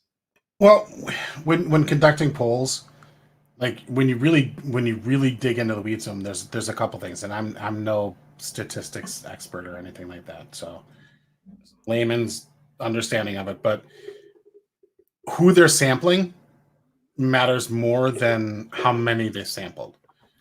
So if they're sampling, and you saw this, and that's why you saw some wide varieties or swings in certain polls during the election from the same state or the same area. It's like, but you undersampled Republicans or you oversampled Republicans, one way or the other. So, and then people say like, well, I'm an independent. Well, a lot of people say that because for the same reasons that you were alluding to, is that they just don't want to give that information. They're uncomfortable giving that information because the people feel that they're going to be on some sort of registry or something like that. Well, and then some of it has a lot to do with this superiority complex. Yeah, that too. Yeah. Like, oh, I'm independent. No, you're not. You have an ideology. You just don't understand it well enough to articulate it, so you call yourself independent. That's what it is. And Don Lemon is garbage, literally. 3/4 of Trump and Biden voters somewhat agree that Americans who strongly support the opposing party are a clear and present danger to the American way of life. What? They strongly support the opposing party. That's a confusing question. They strongly support the notion that the opposing party is a threat to the country. So if you're a Republican, you think Democrats are a threat to the country. If you're a Republican, I see that now. Yeah, so weird way of wording it. Yeah, it is weird. And you would expect that because like the dividing line between them on the major issues of entitlements and things like that are pretty clear. Like especially at the extreme, to like, do we want to live in Bernie Sanders land? And Republicans would be like, no, that would be the end of the country. And, conversely, Democrats are like, do you want to live in Trump land? And be like, no, that's hell on earth. So that's to be expected. I don't read anything into that other than that's pretty normal. Right. I think for those that are really engaged, I think the ones that aren't as engaged in politics and everything, that's fine. And that the thing is like, I think that if you worded the question differently, if you worded the question as like, and you polled Democrats, do you think Republican voters or Trump supporters are evil people? Democrats would say overwhelmingly yes. Yeah. I think that on the other side, and of course I'm biased here, but I think if you pull the other side, do you think Biden supporters are evil people? I think the majority of Republicans would be like, no, they're just idiots. Yeah. But I really do think, like, I certainly think there are some Democrats that are evil. Absolutely. I have no doubt about it. But in general, the rank and file supporters and the average voters, do I think people who voted for Biden are evil people? No, I don't. Now, how many Democrats, how many Biden supporters would say the same about Trump supporters? Good point. And I legitimately mean it. Like, I know people in my personal life that voted for Biden. I don't think they're evil people. I think they're wrong. I think they're misguided. But I don't think they're evil people. I don't think they should have a vote, but I don't think they're evil people. Right. I wish they would vote the other way or just not vote at all. I'd be fine with that. But I don't think I don't think they're inherently evil because they fall for the talking points on the other side. I just don't. But I think it doesn't, that grace does not go both ways, and you can hear it. You see it on Twitter, of course, as well. But yeah, but that's pretty much all this one has. Let's see. However, the same poll found that more than 6 in 10 voters from both sides viewed the country not as a democracy, but as an oligarchy run by and rigged for the benefit of the wealthy. So there's that populism. There's that populism, and both sides have been engaging in that for about 8 years now. And I think it started during Obama's presidency. Yeah. Well, I think the choice in 2008, you were going to get it from both the lead candidates, the ones who won their primaries were of that ilk. Yes. Because you had McLean is like, shucks, I'm for the little guy, I'm the maverick and I'm fighting for you, that kind of garbage. I think there is a level that the oligarchy isn't limited to the wealthy, but there is a ruling class, or people who feel that they're the ruling class. Right. But that's the incumbents. That's the thing. It has nothing to do with campaign finance reform either. I'm sorry to say that's not the why. Yeah. We're going to burn through this one pretty quick, guys. Milley, and that's General Milley, defends absolute loyalty to U.S., says Trump officials knew of calls with China. So what happened is, for those that haven't heard, it was revealed a couple of weeks ago that General Milley had made some calls to China, telling them that, hey, this motherfucker, my boss, this president, is crazy, and I can't guarantee that he won't start a war, basically. And this guy right here that we've looked at before on the channel, and he's in the thumbnail, and sometimes he can turn his eyes into lasers. Chairman of the Joint Chiefs of Staff, General Mark Milley, maintained his quote-unquote absolute loyalty to the United States Tuesday and said he made top Trump administration officials aware of his calls with his Chinese counterpart, despite reports to the contrary. Milley, in his opening statement during the Senate Armed Services Committee hearing on the U.S. withdrawal from Afghanistan, addressed allegations that he held secret calls with his Chinese counterpart, General Li Zucheng of the People's Liberation Army, in October 2020, and days after the Capitol riot in January 2021. Milley has faced calls to resign since the revelations were made public earlier this month. The book Peril by Bob Woodward and Robert Costa. By the way, Bob Woodward, every presidency comes out with a book that has something about the sitting president that is controversial. So if you've never heard of Bob Woodward, go look him up. Claims that Milley contacted Lee after he had reviewed intelligence that suggested Chinese officials believed the United States was planning an attack on China amid military exercises in the South China Sea.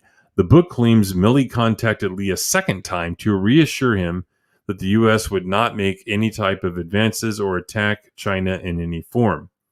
Milley on Tuesday addressed the allegation, saying he has served the U.S. for 43 years. My loyalty to this nation, its people, and the Constitution hasn't changed and never will change as long as I have a breath to give. My loyalty is absolute, and I will not turn my back on the fallen. Milley went on to deliver a point-by-point rebuttal to the claims in the book, saying he routinely communicated with his counterpart with the knowledge and coordination of civilian oversight, aka someone in the Trump administration. I am specifically directed to communicate with the Chinese by Department of Defense Guidance Policy Dialogue System, Milley said. These military-to-military communications at the highest level are critical to the security of the United States in order to de-conflict military actions, manage crisis, I think they mean crises, and prevent war between great powers armed with nuclear weapons. He explained that the calls that took place on those dates were coordinated before and after with then Defense Secretary Mark Esper and then Acting Defense Secretary Christopher Miller's staffs, as well as the interagency. The specific purpose of the October and January calls was generated by concerning intelligence, which caused us to believe the Chinese were worried about an attack on the U.S. I am certain President Trump did not intend on attacking the Chinese, and it is my directed responsibility to convey presidential orders and intent. My task at that time was to de-escalate. My message was consistent: calm, steady, de-escalate. We are not going to attack you. Wow. Okay. Here's a couple problems. That's not what was said in the book. Nope. Right. So either Woodward or he is lying, because what he said in the book was that he implied in the book that he would give them a heads up should that change. Yeah. And the other major problem is that it doesn't seem to me that the president was aware at the time that these conversations were going to take place. So he can say, like, well, I conferred with the Secretary of Defense or this other person. And that just to me says, like, okay, so you had co-conspirators within the administration. But ultimately, you're communicating with a foreign adversary. And I don't think it is unusual that high-ranking military officials would have channels to talk to each other. Right. In a case it'd be like, hey,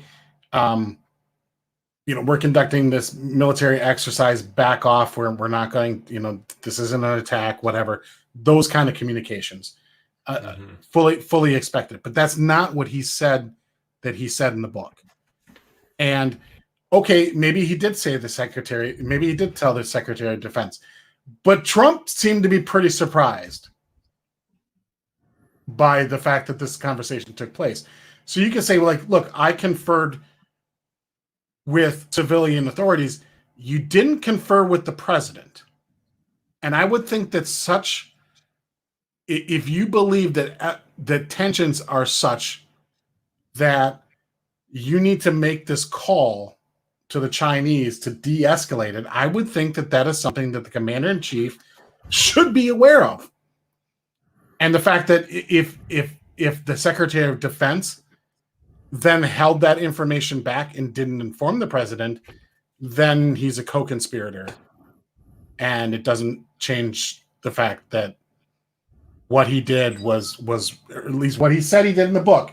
And he could just be being braggadocious and trying to like talk himself up and, be anti-Trump in the book. That's certainly a possibility. But I kind of don't think so. because Milley is very political, and it's not hard to determine which side of the aisle he's on. Yeah, and then after the quote unquote insurrection, Pelosi reached out to him about the process for launching nuclear weapons and stuff. Yeah, and an important thing to notice is that the first call took place months before the January 6th insurrection. So this seems to be like he went beyond the scope of his duties without the president's knowledge, or and also then didn't inform the president, and that to me is justification for him. I personally believe it's treason. Well, but at the very least, he should not be holding his position anymore. He needs to go. Here's the thing with treason. Treason has only been prosecuted about 35 times in the history of the United States, and we have had convictions, most notably around wartime. There was a chick not in Japan necessarily, but for Japan and for Germany that were broadcasting propaganda. They were convicted. They weren't executed. They were sentenced to prison sentences, like pretty long. And that one guy, what was his name? Ezra Pound, was that his name? I don't know. He was a Italian. He wasn't Italian, but he supported the fascist Italian government and stuff after World War II. He was convicted, but then he was declared insane, and then he wound up moving to Italy. So there's stuff like that. There's cases of it happening, but here's why it's not routinely prosecuted: because it's easier to find something else and come up with the same result, the same sentence, like the guy that the bomb back in what was it, 2009, 2010, that bomber, he had been a U.S. citizen for about a year. They didn't charge him with treason because, well, he just did what he did. We can charge him with something else that will bring about a death sentence.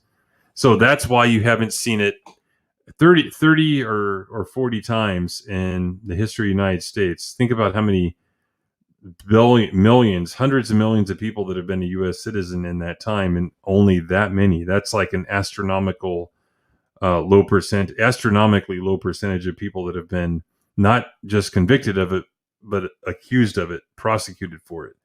So I don't see that happening with them, but there's probably some other stuff that they could get them on. But I do agree with you. I think that when you read the Constitution and the U.S. Code that defines treason, it's not aiding and abetting; it's providing comfort. And you're telling me that telling them, "Hey, we're not going to plan to attack you. Please don't freak out. But if we do, I'll let you know." You're telling me that's not providing comfort to the enemy? It's promising to, at the very least. Maybe I don't think he actually did it, because the attack, and of course, the order to attack was never given, and it was never going to be given. I mean, it's just absurd. And the Constitution didn't set that law; it just defined what should happen if that law is defined, which it was. But it says you have to have two witnesses to it. So, but if he admits it, then he could be charged with it. And he's admitting what he's admitting. He can't admit that, I was providing aid and comfort to the enemy, but he is admitting to what he did. And then if it's determined that that is aid and comfort, then yes, he could be charged and convicted of treason. But I don't think they're going to approach it that way. I don't think anything will happen because these days we just let people get away with whatever they want. Yeah, and the fact that the decision regarding Afghanistan was poor to begin with, but then also executed poorly. And who's in charge? Well, yeah, exactly. The focus of the military also on intersectionality and those kind of things. Like, this is not the guy that should be running. He should not be chairman of the Joint Chiefs for a number of reasons. This is a pretty damn big one. But yeah, I agree. Like, I think if you saw on Twitter and everything when those quotes first broke, there were a lot of people that were cheerleading and like, yeah, that's what he should have done. And like, really, you think he should have communicated behind the president's back? Oh, he's a hero. Yeah, they're telling him he's a hero. Mm-hmm. But and Michael brought it up in the chat too. It's like, this wasn't like the result of some exercise or anything. This was like general Chinese wariness about the president's so-called stability heading into the election season, or the result of the election. Right. Well, we have a whole department in the U.S. government. It's even got a secretary, an appointed secretary position that's supposed to handle those kind of things. It's called the State Department. The whole thing, the emergency channel between generals thing that he's alluding to, that's for emergency crises, not general reassurances and malaise or feelings of mistrust between the two countries. That's not the military's role. That's the State Department's role. Now, the State Department has not been competently run since probably Secretary Baker, but yeah, to be honestly, but Baker in his first instance of it, but that's the role of the State Department. That's what you have diplomats there for. That's why you have that whole infrastructure there, is to handle those kind of things, the relations between two countries. That's not something that the military should be. Again, that channel is for emergencies. A conflict broke out between, they accidentally shot down one of our planes or something like that. And that would be like, hey, no, we're not attacking. It was an accident. Trust us. We're going to back off. You back off. Let's not escalate this anymore. Let's all like this. We didn't mean it. It's not an act of war. We're, calm down. Let's talk. That's what that channel, that's what that communication line is there for. Not, oh, we don't trust, our government doesn't trust your government. That's not the role of the military. That's the State Department. Yeah. But he seems to think that he is in a position where, by his, whatever he deems to be the right thing to do, like he's there to execute that regardless of his station or his actual position. And he was very careful in this wording, so like he didn't say like I'm loyal to following the orders of the commander in chief or anything like that. He's like, I'm loyal to the United States. I'm loyal to the country. Yeah. Now, you don't want blind loyalty from your military leaders. Like, had Trump actually given the order, be like, oh, fuck it, I'm leaving office anyway, let's nuke China. Like, I would expect that the generals that are in charge would probably just go, no. Like, that's not, like, yeah, no, we're not just going to, like, launch a nuclear strike because you feel like it. We're going to push back at that. We're going to immediately, convene the cabinet and pursue the 26th Amendment because you've gone loco. Right. There's fail safes in there. So like, there's a difference between like disobeying an order that's unlawful or batshit crazy, and then another one is like preemptively doing it. Like, I'm going to assume, or I'm going to think, or maybe they think that he might be that crazy. So I'm going to take it upon myself to not necessarily disobey an order, but I'm just going to invent my own direction and go there because that's what I feel I should do. Like that's not your role as a chairman of the Joint Chiefs. That's, again, the State Department.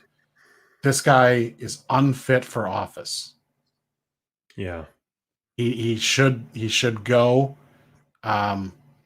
And to be honest, like, I think, Congress should then, like, okay, they brought him up, like, okay, let's bring in this acting Secretary of Defense. Can, like, put him under oath, testifying before Congress to reiterate the fact that he was aware of what Milley was doing let's see if he can corroborate it. And if he does, fine. But then the immediate question that the senators need to then ask him, or maybe if the hearing is in the House, whatever body's doing it, or maybe it's a joint committee. Regardless, the next question would be like, Acting Secretary of Defense Miller, why didn't you inform the president? Yep. When I was Googling this story to, find something to read and show on here, I came across something else, and you can probably guess what it was. All these headlines from January and February were the 1-6 insurrectionists committing treason. Treason. And now look at the shill media. And again, this is a Fox News one, but let's see if they're using like someone else's story. No, it's directly from them. But you see all the shill media now, making excuses for Milley and stuff. No, this isn't treason or everything and like that. Yeah, like. But again, he's not going to be charged with it, guaranteed. No. But I still think it fits the criteria. He admitted to doing something, and that something can reasonably be construed as providing aid and comfort to an enemy. But we trade with China. They're not an enemy. That's such an interesting way to define a geopolitical enemy. I'm like, well, we traded with Russia. We currently trade with Russia, but for 4 years it was Russia. I would be interested. Like, I don't think it's probably feasible or reasonable to assume that they'd ever charge him with that. But basically, what they need to do is say, "Step down, or we will." Yeah. Like resign, or we're going after the treason charge. Yeah. But that requires a Congress that isn't going to just blindly protect the administration with the same party label. Yeah, and what he did, one man did, is of a much higher magnitude of damage, if true, than what happened on 1-6. Oh no, they took a podium. Oh no, people died. Oh yeah, it was because of a heart attack because someone was running around that shouldn't have been. But then we have federal officers shooting and killing people. So yeah, Tree's exactly right. But then my point again is 1-6. Oh no. Last summer, people, not members of Congress, literally had their houses and businesses being burnt to the ground.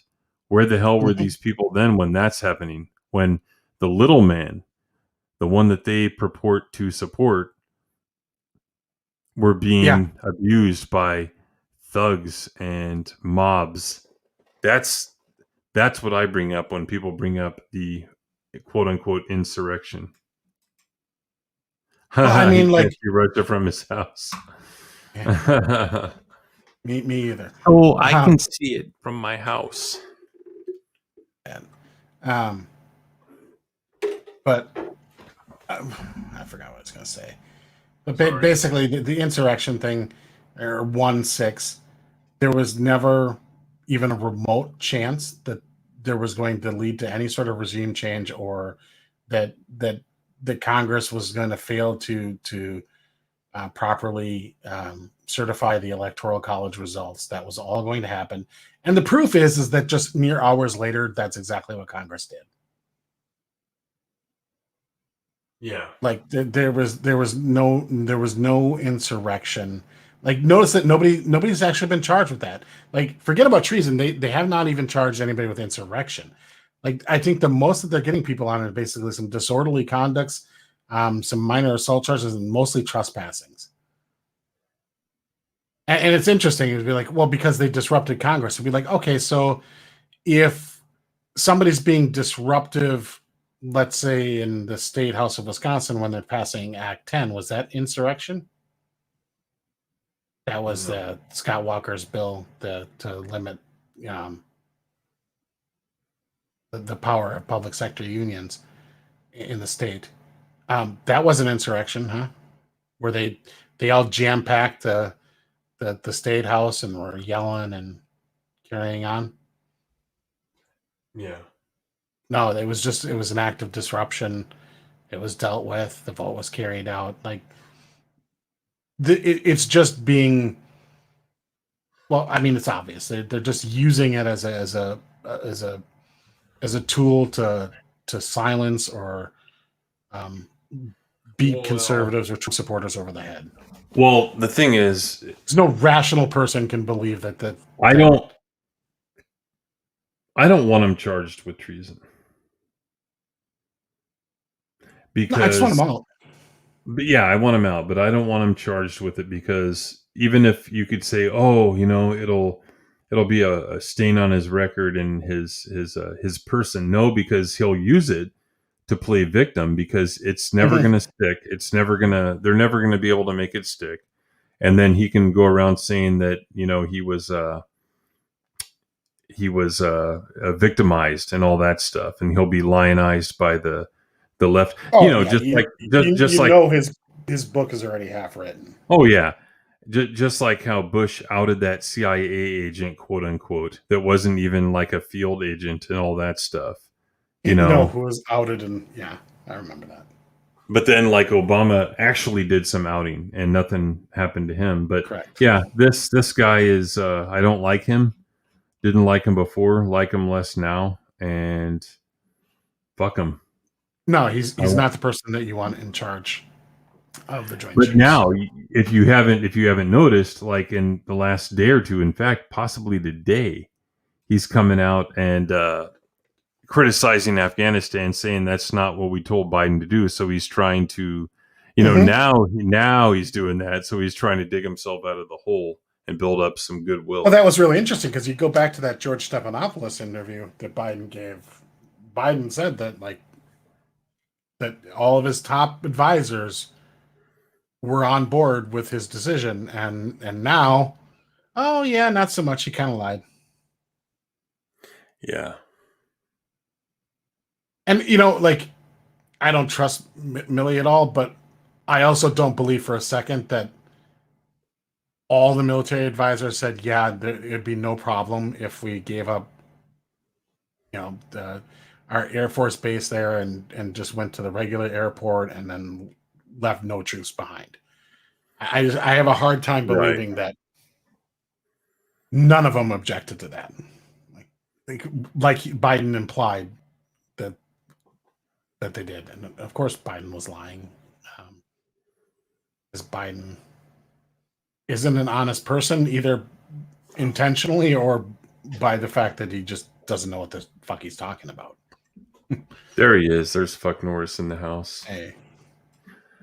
I totally agree with you. But yeah, we're going to skip the last topic, but all I can say, guys, is go to Google and search Newsom, and a story that I want you to read will pull up. I don't even have to tell you what it is.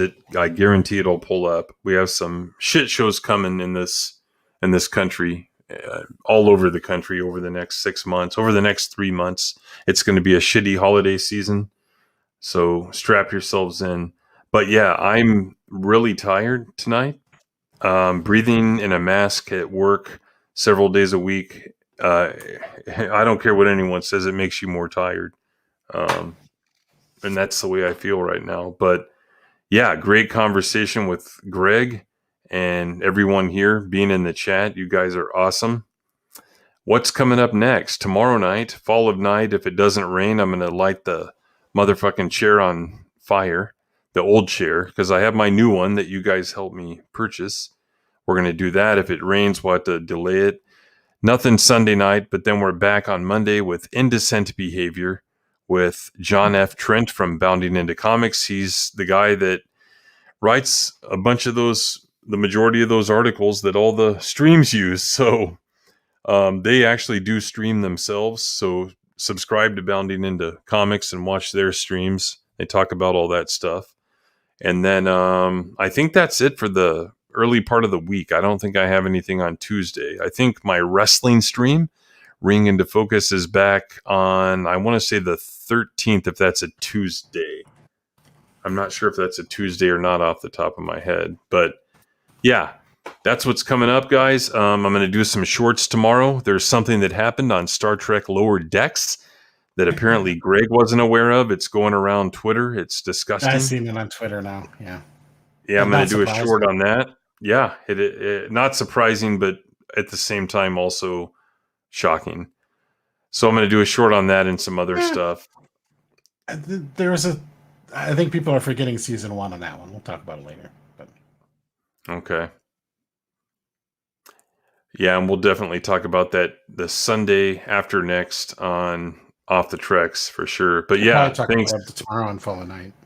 There you go. Yep. But we have some other amazing topics for tomorrow night, guys. Like some really good stuff. So be there tomorrow night at Fall of Night. Tell some friends. We really need to build that audience. But yeah, that's about it. Great conversation as always. We hope we entertained and informed you guys. So we will see you tomorrow night in approximately 24 hours, actually, about 23 hours. Have a good night.